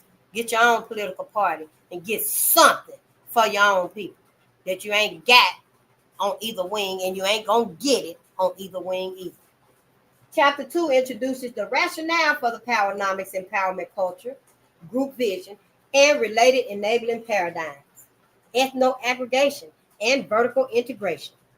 This chapter discusses the importance of having group self-interest and a sense of group competition. The paradigms of ethno-aggregation and vertical integration provide Black people with tools to alter their mindset and transform their traditional way of seeing, thinking, and behaving in regard to racial matters. Clearly understanding the empowerment vision of Powernomics and its paradigms can help Black Americans make decisions that are in the group's best interest, in our best interest. Black people, we're not here. I'm not here. You shouldn't be in here for other people and stuff. You got plenty of platforms talking about other people. Yeah, you want to talk about other people and make sure their well-being is okay and good and dandy. You're supposed to be in somebody else's room. You ain't supposed to be here. This chapter also explains how the application of these paradigms as conceptual templates can increase consistency and efficiency in race-related decision-making. Ethno-aggregation and vertical integration can serve as conceptual cookie cutters that can be used to build racial unity and replace outdated, passive civil rights and integration ideologies. Racial unity, huh? I digress. Chapter 3 focuses on the importance of community. And, well, I'll go back. Racial unity. I can't really say I believe in a racial unity, but we must coexist. I can believe in that. We have to coexist on this planet together. Yeah, when you ain't got to get along, I ain't even got to see y'all asses no more. You know, but we got to live on this planet together. As far as racial unity, I can't say. So no, you can't be trusted. You can't be trusted. But we must be civil and live on this planet together. You see some animals in the wild, they stay away from each other. We stay away from each other. But I digress. Chapter 3 focuses on the importance of communities and the role that communities play in fostering competitive group politics and group economics. It identifies 3 important elements that Black people need in order to transform their residential neighborhoods from a mere geographical groupings into functional communities. Once Black people form real communities, they can then use them as repositories for storing their history, culture, wealth, income, businesses, security, and sense of peoplehood. This chapter lists the steps of real. This chapter lists the steps to build real Black communities and discusses how community builds its radius of trust, cooperation, and accountability. It also stresses the importance of marketing and closing Black communities. A major part of this chapter examines 2 of the most pernicious social systems devised to control human beings and destroy their sense of community. Oh, let me see. Can I gather some? Shit. It ain't raining hard enough. They get the rain hard enough, and I'm going to set a bowl somewhere. Yeah. And collect me a little rainwater for the plants. But I digress. The first system of meritorious manumission, often called Willie Lynchism, was imposed on Black people in the early 1700s. This social conditioning process is compared with a system of brainwashing that was imposed on American soldiers and Korean prisoners of war camps during the early 1950s. Ain't that some shit? The first system of meritorious manumission, often called Willie Lynchism, was imposed on Black people in the early 1700s. But then in the 1950s, it was also used on American soldiers and Korean prisoners. This social conditioning process is compared with a system of brainwashing that was imposed on American soldiers and Korean prisoners of war camps during the early 1950s. The techniques and results of both systems were nearly identical and engineered behaviors into the target populations that destroyed group unity and reduced the communities to groups of people who function as individuals. Wow, is that what that's? Because remember in one book it said that black people were inspired, they were okay or encouraged to seek individual success for themselves, for yourself, but not for the collective, not for Black people. You seek success and help and love and harmony for your people, the collective of your people, then white folks don't like that. But individually, you can't seek success. And I guess this right here is what it's really saying.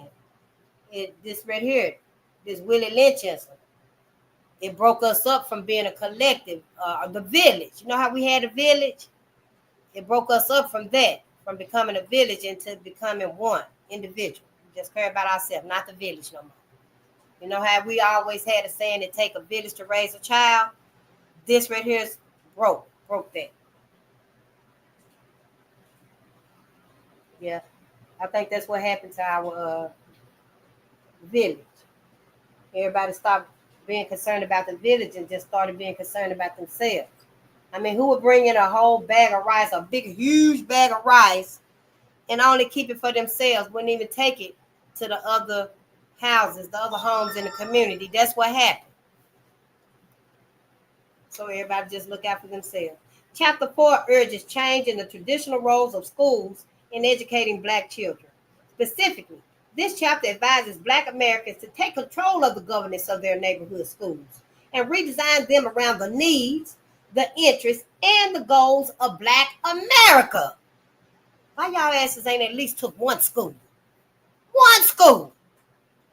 And what up now? This school right here need to be to make amends for the misteachings of Black children. A whole new curriculum. Something. The white woman was supposed to do that, ensuring that she's changed and she can be trusted. And the things of the past that happened and stuff are being amended now. I mean, they already in the schools, already got access to everything. But black people, us as a people, we got to do this. Decide what school start deciding wherever you at and stuff. It's a school right over there, a couple blocks away, face your community. All of our communities. He ain't just talking to me. I'm not just reading for me and for you. I'm reading for all of us. We all need to start locating in our communities where there's a small school. I don't give a damn if it ain't got but 3 rooms in it. That should be the black school. No more public schools as it is now. When we get through with this book right here, we're going to have some solutions, some ideas where we can get up and running and going and stuff. Everybody in every black home is not going to be able to read and teach them children every day like they need. So we're going to need to have in each community, in each city, each state, each town, we're going to need to have I don't care if you got to go back to the little one-room shack. You don't see no more. Then the school's going to be in a little better position now. We're just going to take buildings that ain't even being used and make it into a school. Marva Collins did it with her house. We can do it. Specifically, this chapter advises Black Americans to take control of the governance of their neighborhood schools and redesign them around the needs, interests, and goals of Black America. The premise of this chapter is that schools are producing exactly what they were designed to produce: a marginally trained Black laborer capable of taking orders and using his or her physical strength to entertain, enrich, protect, and comfort the majority white society. That's all schools are doing. Glorifying the achievements of white America. And Dr. Claude just said it right here. The school is teaching our children how to be a Black laborer, how to wake up and protect and work for and keep white America comfortable and sane and feeling good and living our best life and all of that bullshit. So yeah, we're going to come out of this book right here and we're going to join with other programs, other people. This book been out 20 years ago. We're going to read this book. And when we come out with our actions, we're going to join them with the actions they are already doing. But yeah, this book right here is about action. We ain't just reading here. You know, the other books and stuff gave us action too. We started our garden. We started, talking to our ancestors and being more in tune with them. But this right here is action for the collective. Ooh, this is going to be so exciting. Okay. Where was I in there? Since schools were never intended to educate Black children to be self-sufficient, independent, and competitive, this chapter argues that they must begin to receive an education that is reality-based and teaches them to live, work, and compete in a pluralistic society. Implementation of Powernomics National Plan requires that Black Americans educate their youth to use their intellectual resources to help the group.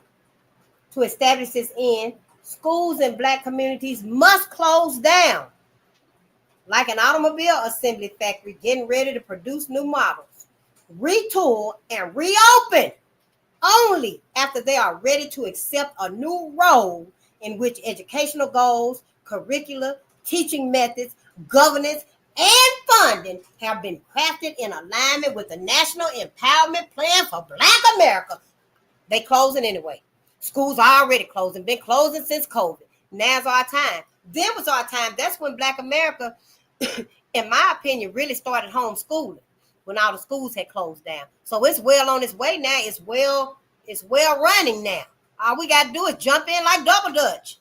Just jump in like Double Dutch. I'll be a teacher. I'll read to the babies and stuff. I can commit to 3, maybe 4 days a week of that school week to showing up at that school and teaching the babies and stuff. I got a school right here. This is a school, my school.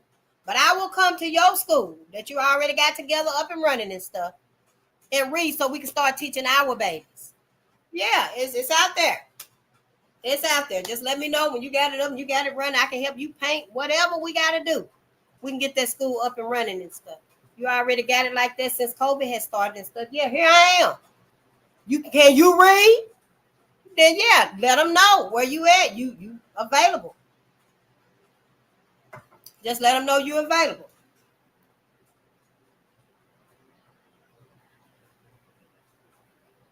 To accomplish this end, let me read it one more time. So you get what we're going to have. To accomplish this end, schools in Black communities must close down. They are already closing down. Since COVID and stuff, schools been closing down. They slacking off, and yeah. Like an automobile assembly factory getting ready to produce new models. Schools must retool. That means we got to get all of our supplies, books, knowledgeable books. We ain't going up in that motherfucking with Hella Keller now. You leave and Amelia Bedelia and all that bullshit. We're not going up in there with that. The Berenstain Bears and shit. No. We're not going up in there with that bullshit. You're taking your ass up in there with tender-headed in our schools. We're gonna have books of all ages. The babies, the grandkids, they library. I got it in the closet in there. But we starting our school with books. Yeah, books that we need, books that our babies need. That's what we're gonna start our books with, all across the board. All across the board, y'all. Just like they got schools now, all across the board and stuff. But it's gonna be focused on us, our babies, our literature, what we need to know, our reality, our future. Okay? So yeah. So let me read it again so you can see. But they gotta retool. We gotta retool them with all our equipment we need. Yeah, we gotta retool them and reopen it. Only after they are ready to accept a new role in which educational goals, educational curricula, teaching methods, governance, and funding have been crafted in alignment with the National Empowerment Plan for Black America. Everything from home economics, teaching them to make their little homemade from scratch pancakes, Ashby, to music, teaching them music now, everything from gardening, sewing, learning, reading, writing, arithmetics, all across the board. Biology is so much for us to learn and teach our babies. And now's the time. Now's the time. Let's get ready for the pushback. But hey, we got our ancestors. We on their side. Black communities must also inspire and demand political changes on a local level regarding the methods of school governance and funding. We need it. Give it to us now. We ain't finna pussyfoot around with y'all. We need this money. We need this funding. We want that building. That building right there. No, it's not an option, y'all. Thus, this chapter discusses the role that education should play to free new generations of Black minds from the old social conditioning so that Black children can gain the skills, social unity, and human resources to compete with children from all other groups. Because there's all kind of other kids here now. All kind of groups of people here now. Our babies are the one that's lacking because they don't have any knowledge, any information, any facts, any statistics, no role models of ours that they need before them.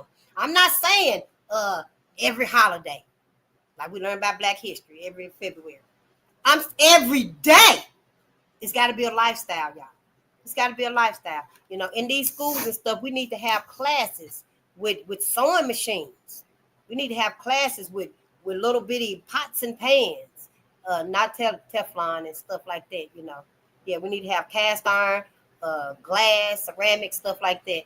And yeah, teach our babies and stuff because they need to know. They're going to feel so loved and so relieved. They're going to feel the love that we have for them because this whole time I'm convinced that us, even myself, somewhere along the way, in our youth and our teenage years knew that our elders, our ancestors, that our elders and aunties and, our people gave up on us and stuff. But now with these new schools, our babies going to know.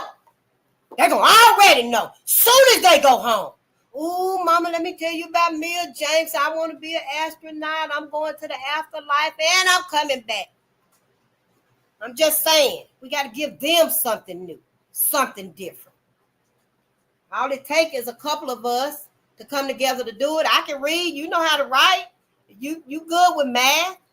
That's all it takes, one or two to get started. Everybody did it by themselves. Marva Collins thought of it and did it by herself. Her husband and her babies helped her.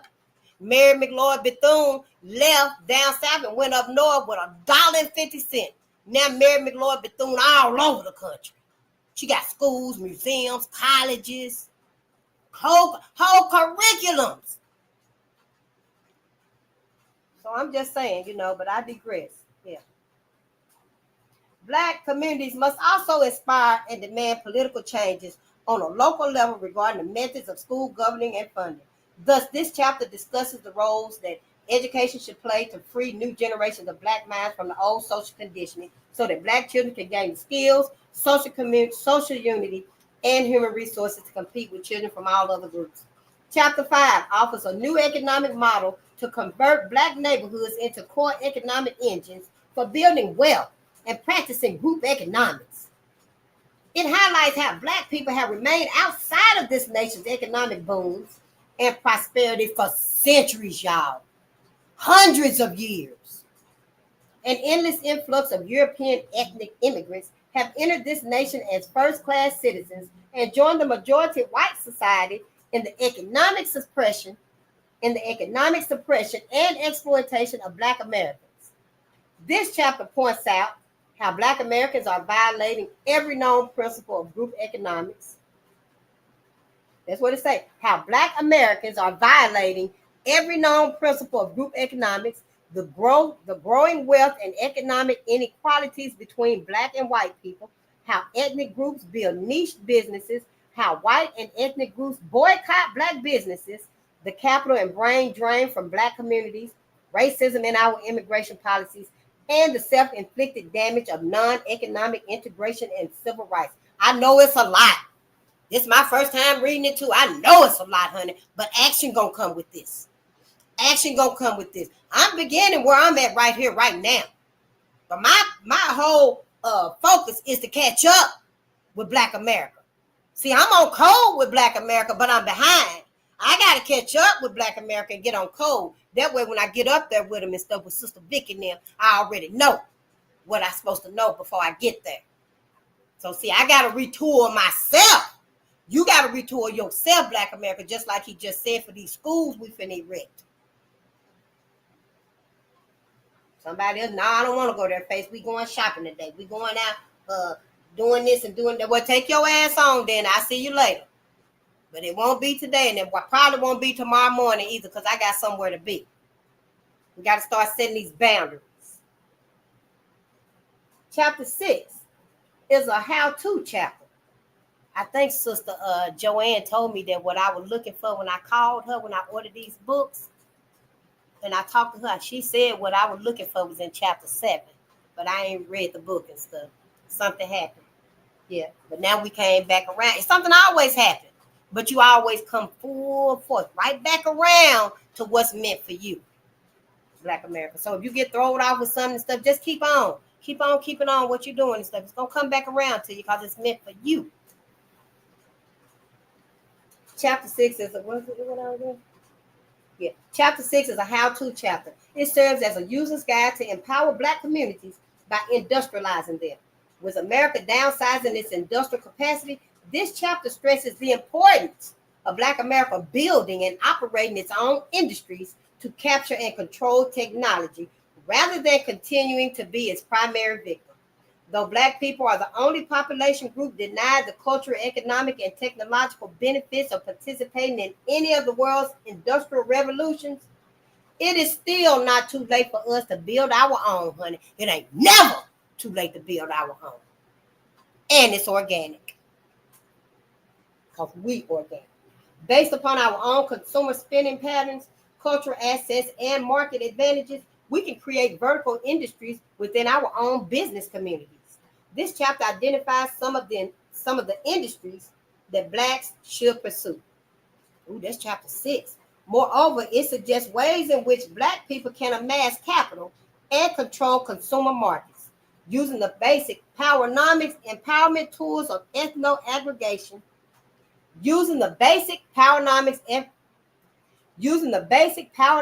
empowerment tools of ethno-aggregation and vertical integration. This chapter describes how to construct industries by vertically linking every process, from supplying raw materials at the bottom of the chain to selling the product to the retail consumer markets at the top of the chain. This good stuff right here, y'all. We chapter 7. Chapter 7 looks at politics through the framework of the Powernomics vision and offers 12 principles Black people can use to win group-based political benefits. It questions the historical practice of Black Americans ritualistically electing political candidates to public office without receiving reciprocal benefits, voting simply to exercise the right, and failing to hold those they elect accountable for delivering benefits to Black communities. The political principles presented in this chapter show Black Americans how to play and win as a group in competitive politics. Yep, that's short, sweet, right to the point, ain't it? And then last but not least, y'all, chapter 8. Chapter 8 proposes a theology of economics. It issues a call for Black religious organizations to use their vast resources to enhance the earthly quality of life for Black people, just as churches do for every other ethnic or racial population. Nearly every non-organized religion has developed a theological doctrine to morally justify and, in some cases, even to support exploitation of Black people. To counter the effects of centuries of spiritual and economic abuse, this chapter recommends expanding the traditional role of Black churches to encompass specific economic and political activities that are needed to improve the immediate quality of life for Black people. In these 8 chapters and the appendices, Powernomics presents a national plan that analyzes the racial dynamics within our society and prescribes new political, education, economic, and social remedies designed to bring about true equality between the races. The analysis and recommendations within this book are designed to stimulate soul-searching discussions among all segments of our society, particularly within the Black community. Since Black America stands to benefit or lose the most, Black Americans must lead the way. And we are too, y'all. We are. I know it don't seem like it, but we are. On an editorial note, the Black community in the United States is decided. The Black community in the United States is divided over whether to identify its members as Black or African American. In this book, the two terms are used interchangeably. Similarly, there's a debate regarding whether the terms white and Black should be capitalized. It is illogical to capitalize American Indian, Hispanic, Arab, or Asian, yet not capitalize the terms used to describe the two largest racial populations in the United States. Accordingly, I have chosen to capitalize both white and Black. In addition, as a writer who is Black, my perspective shifts between the first and third person when writing about Black people. Finally, a major premise of this text is that Black people lack communities and have yet to build communities. But I frequently use the term Black community to refer to Black people simply as a population. Now, for those readers who are ready to shift into a reality mode and begin a new road to Black prosperity and true equality, let us begin our journey. I know. And so, this is part 1, how winners and losers are predetermined. Yeah, let me turn this fan off. I'm going through menopause. I'm hot, then I'm cold. So let me turn that off and stuff. And we're going to get through chapter 1. Hopefully. Let me see. I haven't read this book either. Woo-wee. Yeah, we probably won't finish chapter 1 because it's got some diagrams in it. And there you go. Chapter 1 is like, 30 pages. We'll see. Let's just take it as it's coming, y'all. Racism, monopolies, and inappropriate behavior. Alice. This is Alice. Which road do I take? This is the Cheshire Cat. Where do you want to go? Alice. I don't know. The Cheshire Cat. Well, then it doesn't matter which road you take. And that was from Lewis Carroll, Alice in Wonderland. I don't think I ever read Alice in Wonderland. Nope. The challenges we face. As the Cheshire Cat said to Alice, who was lost in Wonderland fantasy, it doesn't matter which road you take if you don't know where you're going. It is time for Black Americans to take a good hard look at where they have come from and where they are going. Are they moving forward or standing still? After centuries of participating in protest marches, race riots, and demonstrations, and pushing for integration and passage on an endless number of civil rights laws, Black Americans are increasingly sensing that something is wrong. They question whether or not they are on the high road. A comparative analysis of our socioeconomic conditions shows that Black Americans have entered the new millennium with the same way. Anyway, they're coming.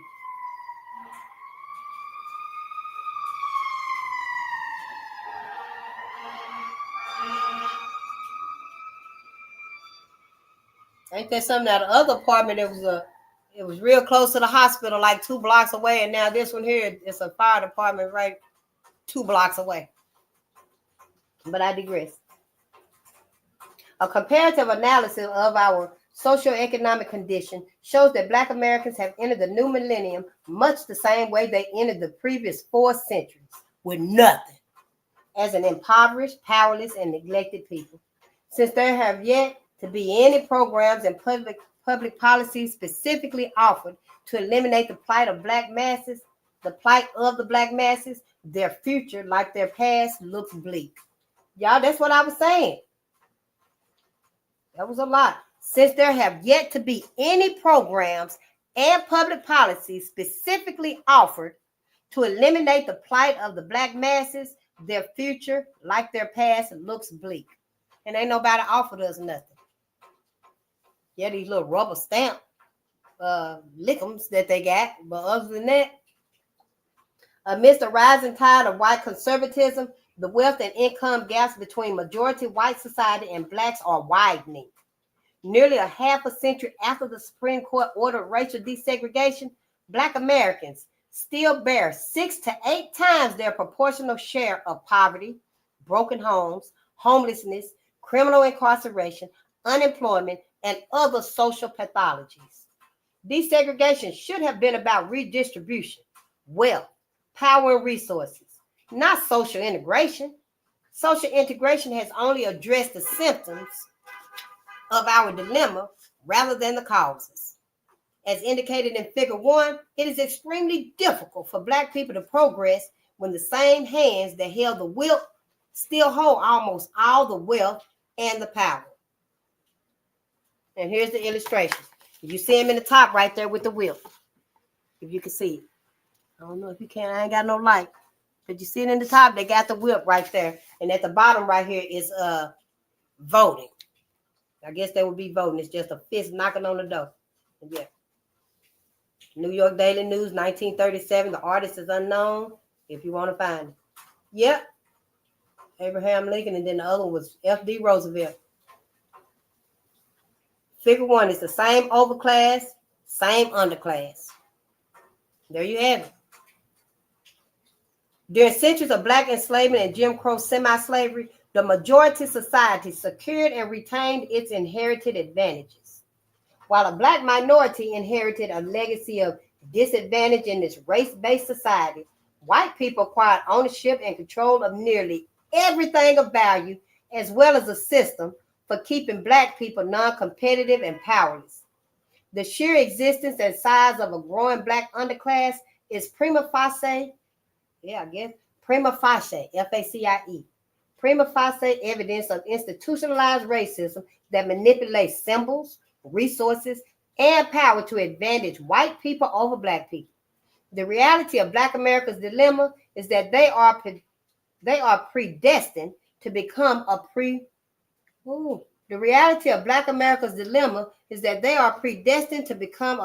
underclass if they do not break free of the numerous disadvantages they have inherited. A permanent underclass, that means we're going to be under everybody. Everybody. Blacks should get off of the social road to nowhere. There are no yellow brick roads to the future, nor will Black people simply stumble into wealth and power in a competitive society. To find a better road requires Black people to unlearn old behavior models, old strategies, and learn helplessness in race matters. Blacks must understand the nature of the competitive race and make a radical metamorphosis. Y'all, we got to make a radical. That's what he said, make a radical metamorphosis. That means like yesterday, We sitting on the couch just looking at the news. Today, we out making the news, telling the news. A radical metamorphosis.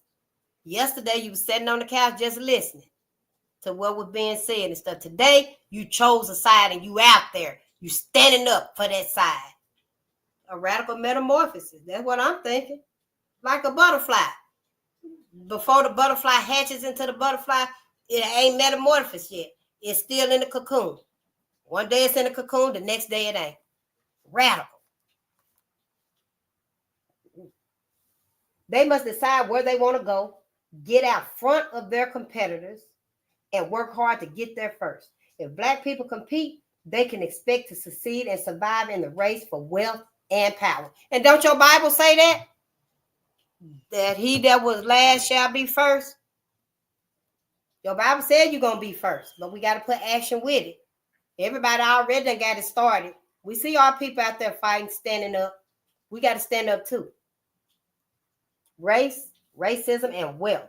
Although slavery and Jim Crow semi-slavery ended generations ago, their legacies live on in various forms of structural racism.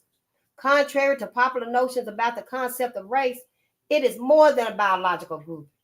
Race is about financial, political, and social currencies. It is a form of stored wealth and power. Whiteness has monetary value. Knowing the origin and nature of the value of race is essential to any analysis of Black America's dilemma. It is important that Black people know why the race problem refuses to die and how it is used to keep them a non-competitive and powerless group. The word race first appeared with the emergence of the slave practice in the 16th century. That's the 16th century. And you know I have a problem with the chronological order and stuff, but I believe the 16th century is like the 1500s. I think that's what threw me off and stuff. Somebody explained it to me. Thank you so much. I think that's what you were saying, that like the 16th century is actually talking about the 1500s. And the 17th century is talking about the 1600s. Yeah. Just like we're in the 21st century, but we talking about 2025, the 20s. Yeah. So yeah, it's all about learning, relearning.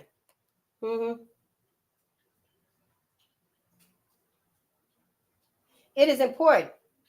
Well, yeah, I can reread that again. Because it is important that Black people know why the race problem refuses to die and how it is used to keep us as a non-competitive and powerless group. The word race first appeared with the emergence of the slave practice in the 16th century. Records indicate the word race was selected because the various European slave trading nations were in a contest, competing to profit from the mineral and human wealth of Africa. The prize for winning the race was the power to develop Western civilization using the wealth extracted out of Africa. Black people were non-competitors in the race.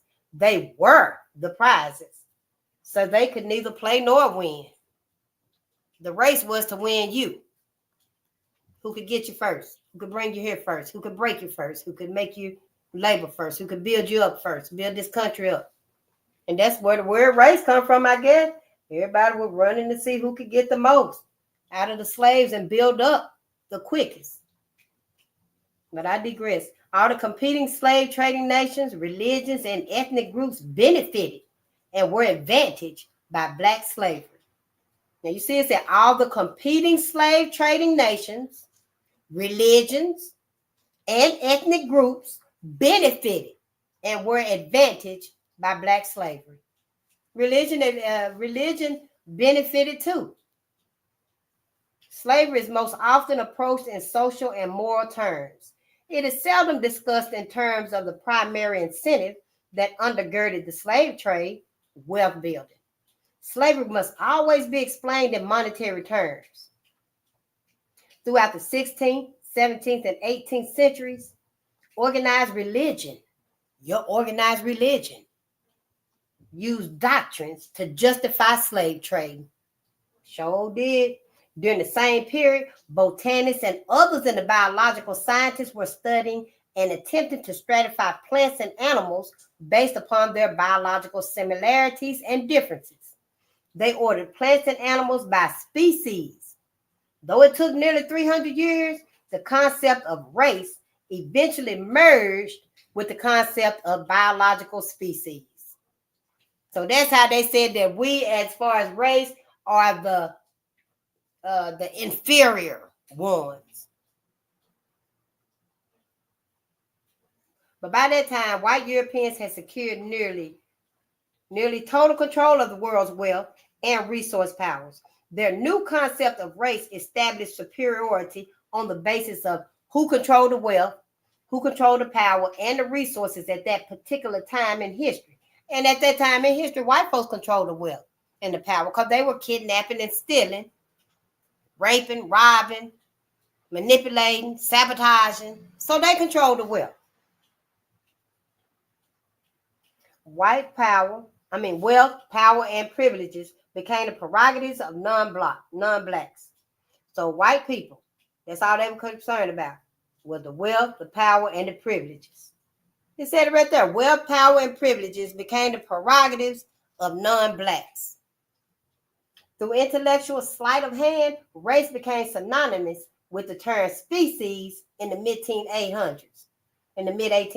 At that time, Charles Darwin developed the concept of biological race in his Origin of the Species, and it quickly became popular. Often called survival of the fittest, Darwin's theories, as well as a number of other quasi-scientific concepts, were used by educators, politicians, and even religious leaders to justify black slavery and establish a qualitative ranking of inherited genes and human fitness. Yeah, it's difficult. This is new reading, new words, new thoughts and stuff. But it's good though, y'all. Did y'all see that right there? Even y'all churches was just grabbing onto the excuses to condone slavery. That's what, in my opinion, naturally, those controlling the wealth and power put their cultural values and biological characteristics at the top of the racial order and blacks at the bottom, beneath Caucasians and Mongols. The Mongolians, that's the Asian people. All the major European religious denominations at the time used the Bible to teach racial ranking with implicit black inferiority. That's what your Bibles did. Yep, that's what your religions did. During the Black Civil Rights Movement of the 1950s and the 1960s, the concept of biological races was intentionally expanded to include cultural, religious, ethnic, and all Spanish-speaking language groups, which were competing with black people for rights, space, and privileges. The concept of race was then diluted to an attitudinal level, and the term racism was used interchangeably with such terms as bias, prejudice, bigotry, and discrimination. Now, the term racism has become so amorphous that it has little meaning and is applied to all so-called minorities. If Black Americans are to resolve and reverse the legacies of slavery, they must view and treat racism based upon its original meaning and intent. Ooh, maybe I was wrong too, y'all. Racism, a race without a finish line. Maybe it's called something else. Cannibalism. Maybe that's how you tell the 1,000 garden snakes from the 10,000 rattlesnakes and pythons and boars. Racism, cannibalism. I don't think there's a way to tell them apart. I can't distinguish them. They have to do that. We cannot distinguish the 1,000 garden snakes from the 10,000 venomous snakes. We still can't. All these decades later, since Muhammad Ali said that, we still can't.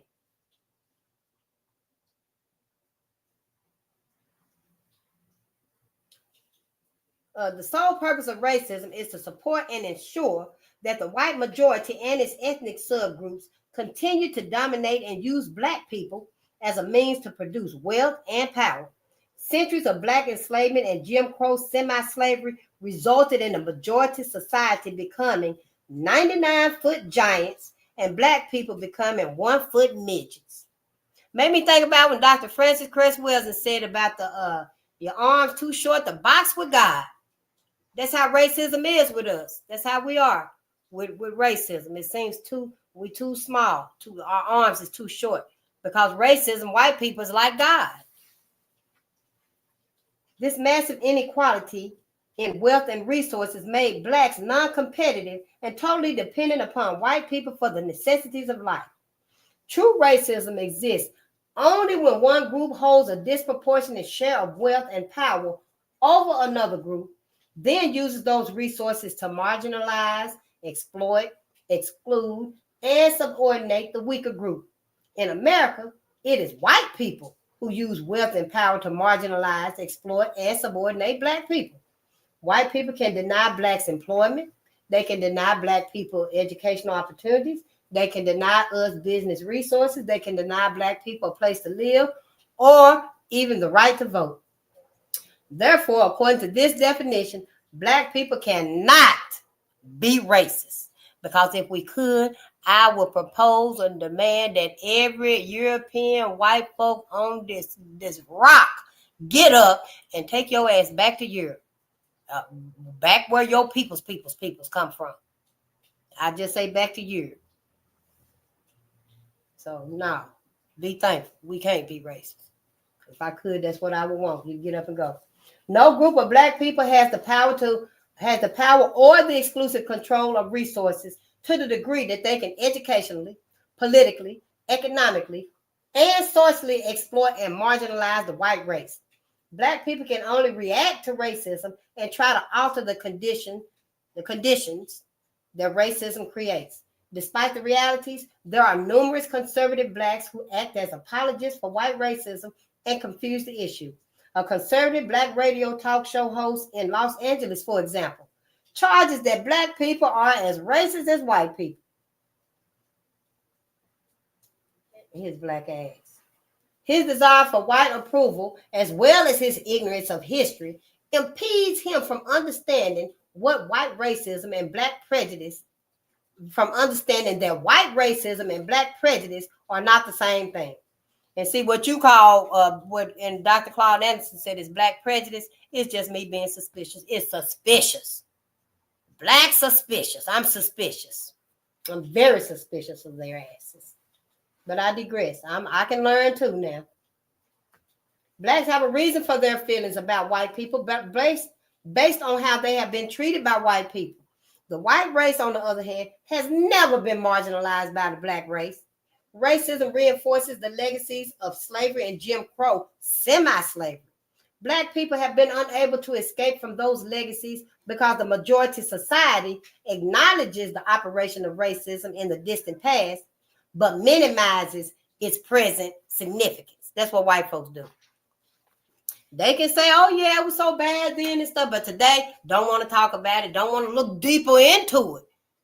Because see, it was not minimizing the strange fruits, but it went deeper, so much deeper than that we have no idea. We can't conceive of it.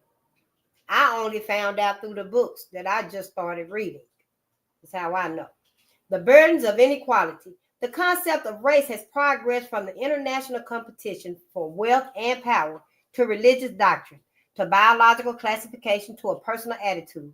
Yet, conditions and opportunities are unequal between competing minority groups. There has been no equal sharing of burdens in our equally opportunity society. And it ain't. There has been no equal sharing of burdens in our equal opportunity society. Members of ethnic, class, gender, disabled, religious, Spanish language, and sexual orientation groups have not been treated in a manner equal to black people. This nation has never enacted and supported public policies and laws that have denied non-black people access to this nation's educational, political, social, and economic systems. It's only denied black people. It ain't denied nobody else. These groups have not been customarily lynched, castrated, exploited, and denied the fruits of their labor. Black people are the only group of people forced to practice capitalism without capital in the richest and most capitalistic nation on this earth. That's what it said, on earth. Blacks are the only group of people forced to practice capitalism without capital in the richest and most capitalistic nation on earth. These facts, coupled with the majority of society's total unwillingness to approve corrective action. Yeah, let me read that again. These facts, coupled with the majority of society's total unwillingness to approve corrective action and reparations for descendants of Black slaves, reveal the true nature of racism against Black people. Racism and other legacies of slavery predetermined the success of Black Americans as a group. One of the most glaring examples of inherited inequalities is wealth distribution. Black America's percentage of ownership of the nation's wealth remains exactly where it was in the 1860s on the eve of the Civil War. At that time, when nearly every Black person in America was either in full slavery or semi-slavery, Black people owned 0.5% of this nation's wealth. The emancipation of enslaved Black people in no sense rendered social justice and economic recompense. Today, y'all, more than 140 years later, yeah, way more, we are 100% free physically. Yet Black Americans still own only 0.5% of this nation's wealth. That's it. Only 0.5%.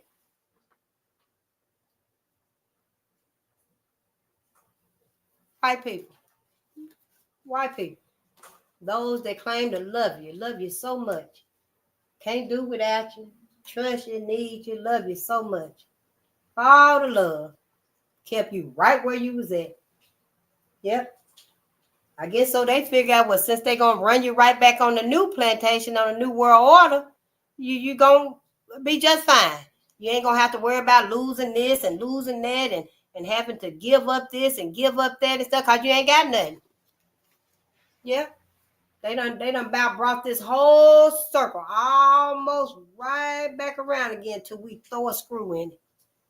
Yeah. White folks say. Approximately 38% of the Black population is beneath the poverty line, and another 1/3 is marginal, just above the poverty line. The limited assets that Black Americans most often have, such as automobiles and personal effects, depreciate rather than appreciate in value. Just because you go out there and get that brand new car, soon as you drive it off the lot, they say it depreciate. And them shoes, you're going to spend $250 for him. Soon as you done warm real good and they get that crease in it and stuff, it's done depreciated. Can't nobody wear it but you. Don't nobody want to stick their foot in that shoe but you. It's done depreciated. Yeah, you walk around, you go ride around, walk around, get through, go on your day-to-day venturing and stuff like you got money, but that car ain't worth all that. Them shoes ain't worth all that. That purse, that Hermes purse, that sucker worth $3.50. Yeah. I'm just saying that whole outfit you got on, Louis Vuitton and stuff, honey, worth 75 cents. Yeah, 75 cents plus tax. Yeah. That's where we at today. So don't feel bad and stuff, about any of this. We got work to do. We can't be feeling bad, and, especially for white America. Black people even find that our homes, usually our most valuable asset is our home, have a limited market and prices are indicated by urban renewal, expressways, or gentrification. See that what, $115,000 home you got? They come through and do anything to the neighborhood and stuff, and it's gonna knock that money right out from under you. That's what it say right here. They can do it through gentrification, urban renewal, bringing in new expressways and stuff. We're gonna all of a sudden your ass gonna put a highway right here. For the fuck for what? You ain't even fixed the roads over there yet. I'm just saying, in and everything to sabotage Black America. The average Black person passes on zero asset to future generations, and that's the average Black person, like us. They ain't talking about the celebrities. It ain't talking about the athletes, the celebrities, singers, none of them of the elite. Talking about us, the average Black people. Yeah. have zero assets to pass on. Now, I'm sure some of y'all do, because we very smart and resourceful. And see, some of y'all that I be learning from and stuff, my jingers, my mentors, see, y'all already on the ball. Already got it together and stuff, got your farms together, got all the equipment, you got everything going up and running and stuff to pass on to the babies. So see, you would be exception to the rule. The rest of us, that's when it's talking about average. So we gonna need your expertise and your some of the actions and ways that you took to get where you going. I'm just saying, because hey, you right down here with us. You see us. You ain't unreachable like some of the others that do reach them pinnacles of success. And honey, I'm telling you, when they reach that pinnacle of success, we can't get in touch with them. You can't call their asses. You can't email their asses. You got to call somebody else to get a message to them. And that's even if they read it.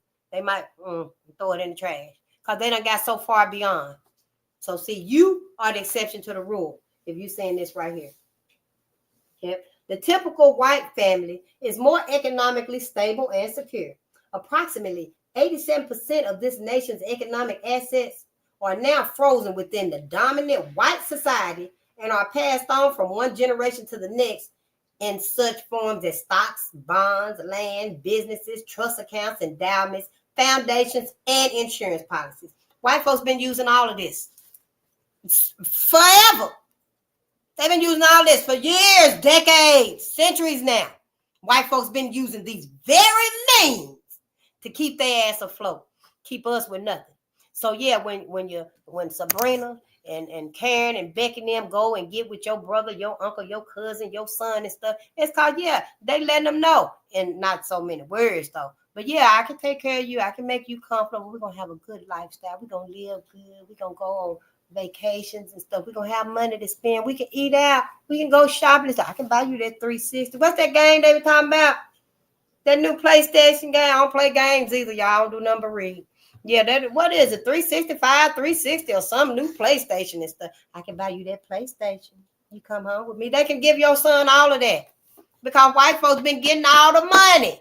The motherfuckers ain't worked for a goddamn thing. I changed my mind. Everything from 50 years forward, 50 years today, you can keep it. Anything 50 years back, give every goddamn thing back. Y'all motherfuckers don't deserve a goddamn thing. You lying, roguish asses. You damn clownimals done stole every goddamn thing. Done raped everything. Done robbed everything. Do you know y'all motherfuckers have extincted over 65 species of plants?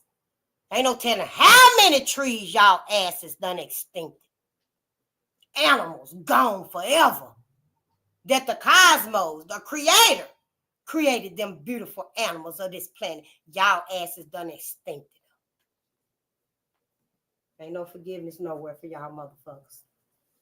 Therefore, white children are privileged to enter the world with 87% of the resources that they need to succeed in life already in their families, race, communities, businesses, schools, governments, or social organizations. Ain't that some shit? Ain't that some shit? The very sinners that had slaves when they were 3 days old, 3 weeks old, 3 months old, little girl, little white girl, 3 years old, wanted to cut off her slave nanny ears because she was mad at her slave nanny. And now, still today, 2025 allegedly, y'all motherfuckers is still reaping what you done raped and rolled off with. Still reaping it, giving it down to your little rugrats. Yeah, your little rugrats who are only so willing. I'm just saying now from what I'm seeing. White kids is very motherfucking willing to do what they ancestors have done. Y'all ain't taught them shit. That's how white folks ain't taught them shit. Your motherfucking ass ain't taught y'all white kids a goddamn thing. They motherfucking asses is feeling like, oh, it's wrong that they doing this to black people. Because they motherfucking ass see the benefit in being with Tyrone. They bitch asses is seeing the benefit of being with the black man. Maybe it's his big cock. That's what you're jealous of. That's what you always been afraid of. Been genetically exterminated. That's what Dr. Francis said. Then you're afraid of black dominance. Your asses is fucked up. Your kids is fucked up. We fucked up because we dealing with y'all motherfuckers. Then you're sitting here, you got everything, been getting everything and stuff. You're so motherfucking weary. White folks probably so weary right now because if anybody finna bounce back from all of this bullshit, it's finna be Black America. It's finna be Black people. It's finna be Black people. Didn't your Bible say that? Those that was on the bottom finna be on the top. That's what your Bible said. I ain't even read it before. It's got some truth in it. It sure do. You better be reading between them lines, though. Because, see, even if you do get the riches and the fame and the fortune or whatever, what it say here? All the generation, all the stocks, the bonds, the land, the money, the cash, all of that here on earth. When you leave earth, what? You can't take it with you. So, yeah, you got to be concerned about earth, this life, and the afterlife, Black America. You sure do. Yeah. Therefore, white children are privileged to enter the world with 87% of the resources that they need to succeed in life. They ain't got to worry about nothing. Yeah, it make me wonder, who was that, Paul Mooney? Somebody had told a white man shit on. Why you standing there? Was it Cat? Asked why you standing out here homeless and shit? All your bitch ass got to do is go to one of these little clothes shelves. Go to a clothes shelf. Get your 3-piece uniform. Clean yourself up, white man. Take your ass, act like you got some goddamn sense. And go on and get you a job. You know they'll give you one. Your bitch ass just lazy. That's all it is. Because you know they'll help you. Your ass can't even motherfucking read. And they'll set your goddamn ass at a desk. And act like you earning that $150,000 a year. But, you know, I digress. But I know one thing, honey. They can't go where we go after life. Sure can't. That's one thing they motherfucking asses can't do. They can't go to the afterlife, baby. They motherfucking asses is relegated to heaven and heaven only. Heaven and hell. That's it. Heaven and hell. As above, so below. There you go. Yep, but I digress. The succeeding generation of white people can access these wealth resources over and over and over and over again. Is that why black men, is that why y'all motherfucking asses really with them? Because your motherfucking ass bout done figured out. Yeah, Sabrina, give me that money. I can get that money from Karen. Yeah, she a tough one. Karen is a tough one to crack. But yeah, I can get that money from her. Is that why y'all bitch asses done sold out for them and shit? Done made yourself just happy in the sunken place. Yeah, you can bring me up out the sunken place sometime and then just drop me back down off in. I mean, how the fuck? I mean, I'm just saying. You know, yeah. But I digress though. What is wealth? Wealth refers to the net value of a person, group, or community less than liabilities or debt at a given point in time. Yeah, I screwed that up. Let me read that again. What is wealth? Wealth refers to the net value of a person, group, or community less their liabilities or debt at a given point in time. It is stored value. Income, in contrast, refers to a flow of dollars over a period of time. With rare exceptions, most black people are so marginalized that they own and control little wealth or resources anywhere, including in their own neighborhoods. The ancestors of enslaved black people were forced to concentrate simply on surviving, pursuing civil rights and integration. They had little to bequeath to their descendants. Even though they succeeded in their social and civil rights efforts, their children cannot inherit welfare, food stamps, public housing, or a good job. I think we're going to, I ain't going to try to read this whole chapter because it's deep, but we're going to read at least one more subtitle here. 3 major impediments to black competitiveness. Regardless of how fast and how high black Americans jump, without proportional wealth, ownership, and control of resources, it is nearly impossible for black people to play the game of capitalism, and even more difficult for them to win. Why can't black people win? Let's examine 3 major impediments to black self-sufficiency and competitiveness. Figure 2 shows that the 3 major impediments are: 1 is maldistribution of wealth and resource powers. 2 is the inappropriate behavior patterns. And 3 is the lack of a national plan for empowerment. Each of these three major impediments is carefully examined and discussed in detail in the next few sections of this book. Ooh, that's gonna be good. And we'll start right there tomorrow. What time is it? Anyhow, because you know I don't want to be taking nobody's time. Oh, yeah. I don't want to be wasting our time and stuff or taking our time because it ain't no waste with this right here. Not for me. If it is for you and stuff, then you welcome to leave and catch me on the next one and stuff. You know, it's so much out here. We got so much to unlearn and relearn and stuff. I won't be upset if you're not here, you know, and you on other platforms and stuff. Just go out and get your knowledge because we need it. Be where they are inspiring you, motivating you to teach the babies. We got to teach them patience. We got to teach them integrity. We got to teach them so they can be patient and stuff. We don't need them falling out, fainting and stuff like little white girls and stuff because it ain't no chicken in the house. Be happy, be content with a stir fry. And I meant to tell y'all too, but I've been gone so long. In place of that meat flavor, get you some bouillon cubes. You know them little cubes that taste like chicken or beef? Throw some of them off in some mashed potatoes. At least they is tasting chicken. It might not be the regular chicken, the real chicken, but they getting the chicken flavor. I'm just saying, you know. But yeah, we just here to help us. And it's so good to see you all again, you know. But yeah, I'm going to let us go. Oh, the name of the two books. Hey, Calvin. Oh, Elijah, it's so good to see y'all. And look at you, Shantae. Shantae, I sure miss y'all too. I know it's like, wow, I've been gone forever, ain't it? What rainwater do for plants? I have 3. I use reverse osmosis water. Oh, you're going to have to tell me about that osmosis water, honey. I don't know. I heard that rainwater was good for our plants. However, the more I think about it with all the radiation in the air and stuff, because Radical Sister be teaching us that since Fukushima, and when Fukushima blew up, and that mushroom went into the cloud from Fukushima in 9 hours. The radiation from Fukushima went all around the globe. So rainwater, I'm really considering. I think I'm gonna need a filter if I do collect some rainwater. I don't know. I'm in a different part of the city now too, so I'm in a different zone and all of that good stuff. But this is Radical Sister's book, y'all. It's on Amazon, and it's Furnace of Affliction, Healing Radiation Damage to the Human Body, Ajali Shabazz. And she's on YouTube and Instagram and stuff as the Radical Sister. And go order her book because we all are inhaling radiation from Fukushima.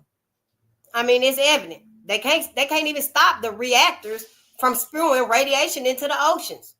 Radical Sister said that them reactors, they still spewing all that radiation into the oceans because they can't stop it.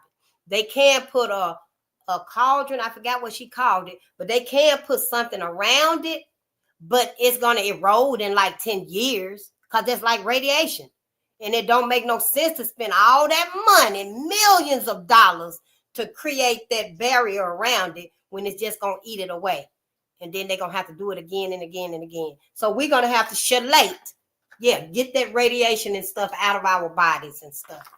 And yeah, that's her book. We'll get to that and start reading that too and stuff. Don't be out running in the rain and stuff because all that radiation is coming down on you, getting in your skin and stuff. We know now that our skin is our biggest organ on our body, and it's ingesting everything just like you eating it and stuff. So she said, don't be out in the rain and stuff. When you do come in, change clothes right there in your foyer. Put on your clean clothes and stuff. Your dirty clothes, throw them in the mud room, whatever. Put them in the wash and stuff. Go get in the shower. Just don't be out in the rain anymore. But I know, for me, I've started eating cilantro. For me. Because I don't have a mud room. I don't really have a mud room that I come into. I just come into my apartment, you know. So I've started eating cilantro, y'all. And cilantro, it's on the wall over there. We mentioned this at the old apartment. Cilantro removes 87% lead, 91% mercury from your body. Cilantro. You put it on your spaghetti and stuff like that, fettuccine and stuff. But I need it so much. I just eat some like that right there because I ain't even got no food here in this new apartment. But it's all about eating better, doing better. I'm even growing cilantro. I added some cilantro too. I added dill, parsley, some thyme to my garden in there. And the grandchildren, they started some watermelon and cantaloupe for me. And so I'm just trying also. But I'm finna learn about osmosis water. Thank you, Shantae. Yes. And the 2 books was this was our first book that we read here. Read Summer, the Summer of 1919 and the Awakening of Black America. And now we are reading Powernomics. Yeah, we're reading Powernomics. Those were the 2 books that I held up. Oh, that other book I held up, we read those at nighttime. With Red Summer. We read Red Summer. Then we read Racial Violence in Kentucky, 1865 to 1940. Then we read Racial Violence in the United States. Then we read Lynchings in Duluth. Then we read They Were Her Property. Yep. And we're going to start a new book tonight. It'll probably be The Red Record by Ida B. Wells. For that right there. I try to keep it light reading in the afternoon and stuff because we still have daylight and, we can still go out and stuff. And with this stuff right here, you got to be able to process this. So that's why I do the separate readings at night and some at daytime and stuff. Yeah, I don't want us to be outside with all this in us and stuff. You going through perimenopause too? I didn't know what that was. But remember a few weeks ago, and I got the coughing and stuff, and somebody was like, yeah, menopause. That's what it is and stuff. And it'd be hot and cold and stuff. I think I need a portable ice maker. Yep. I think I'm going to need a portable ice maker and stuff. Yeah, because it's always you get hot, then you get cold, then you get hot, then you get cold. So I got a heater right there and a fan right there. Go figure. I don't know. We're going to have to work something out with that, ain't we? So we can get us some release from that and stuff. But yeah, it's just aging gracefully. That's just taking it age gracefully. I don't know. I guess I have to start letting folks know when I walk in the room. Yeah, menopause is here. I don't know. But yeah, just age gracefully and take it as it comes and stuff. Because we still here. We still here and we're here together. So I love y'all and I will see y'all tonight. And yeah, I'm just going to go take some of my gardens outside and stuff, some of my vegetables, and at least let them get some fresh air from the rain. I'm not going to put them in the rain because I think I need to have a filter for it. We'll see what the gardeners say and stuff. But yeah, it might be okay. We're going to chelate it anyway. Get all these toxins and stuff out of us anyway. So it all depends on each, however you feel and stuff. But I love you to life, and I will see you tonight at 12 o'clock, and we will begin in the Red Record. Ida B. Wells. And it's not a really big book. I did read some pieces in it and stuff, though. It's very good. Sister Ida, I want to get some more of her books and stuff also for our personal library. So we'll start there tonight with her. And I'll see you then. Peace and power to the people. And guard your energy too. Everybody, guard your energy. If you ain't got to go out, you ain't got to touch and be around other folks and stuff, then don't do it. Stay at home and do your knowledge. Work on your garden. Work on the babies and stuff.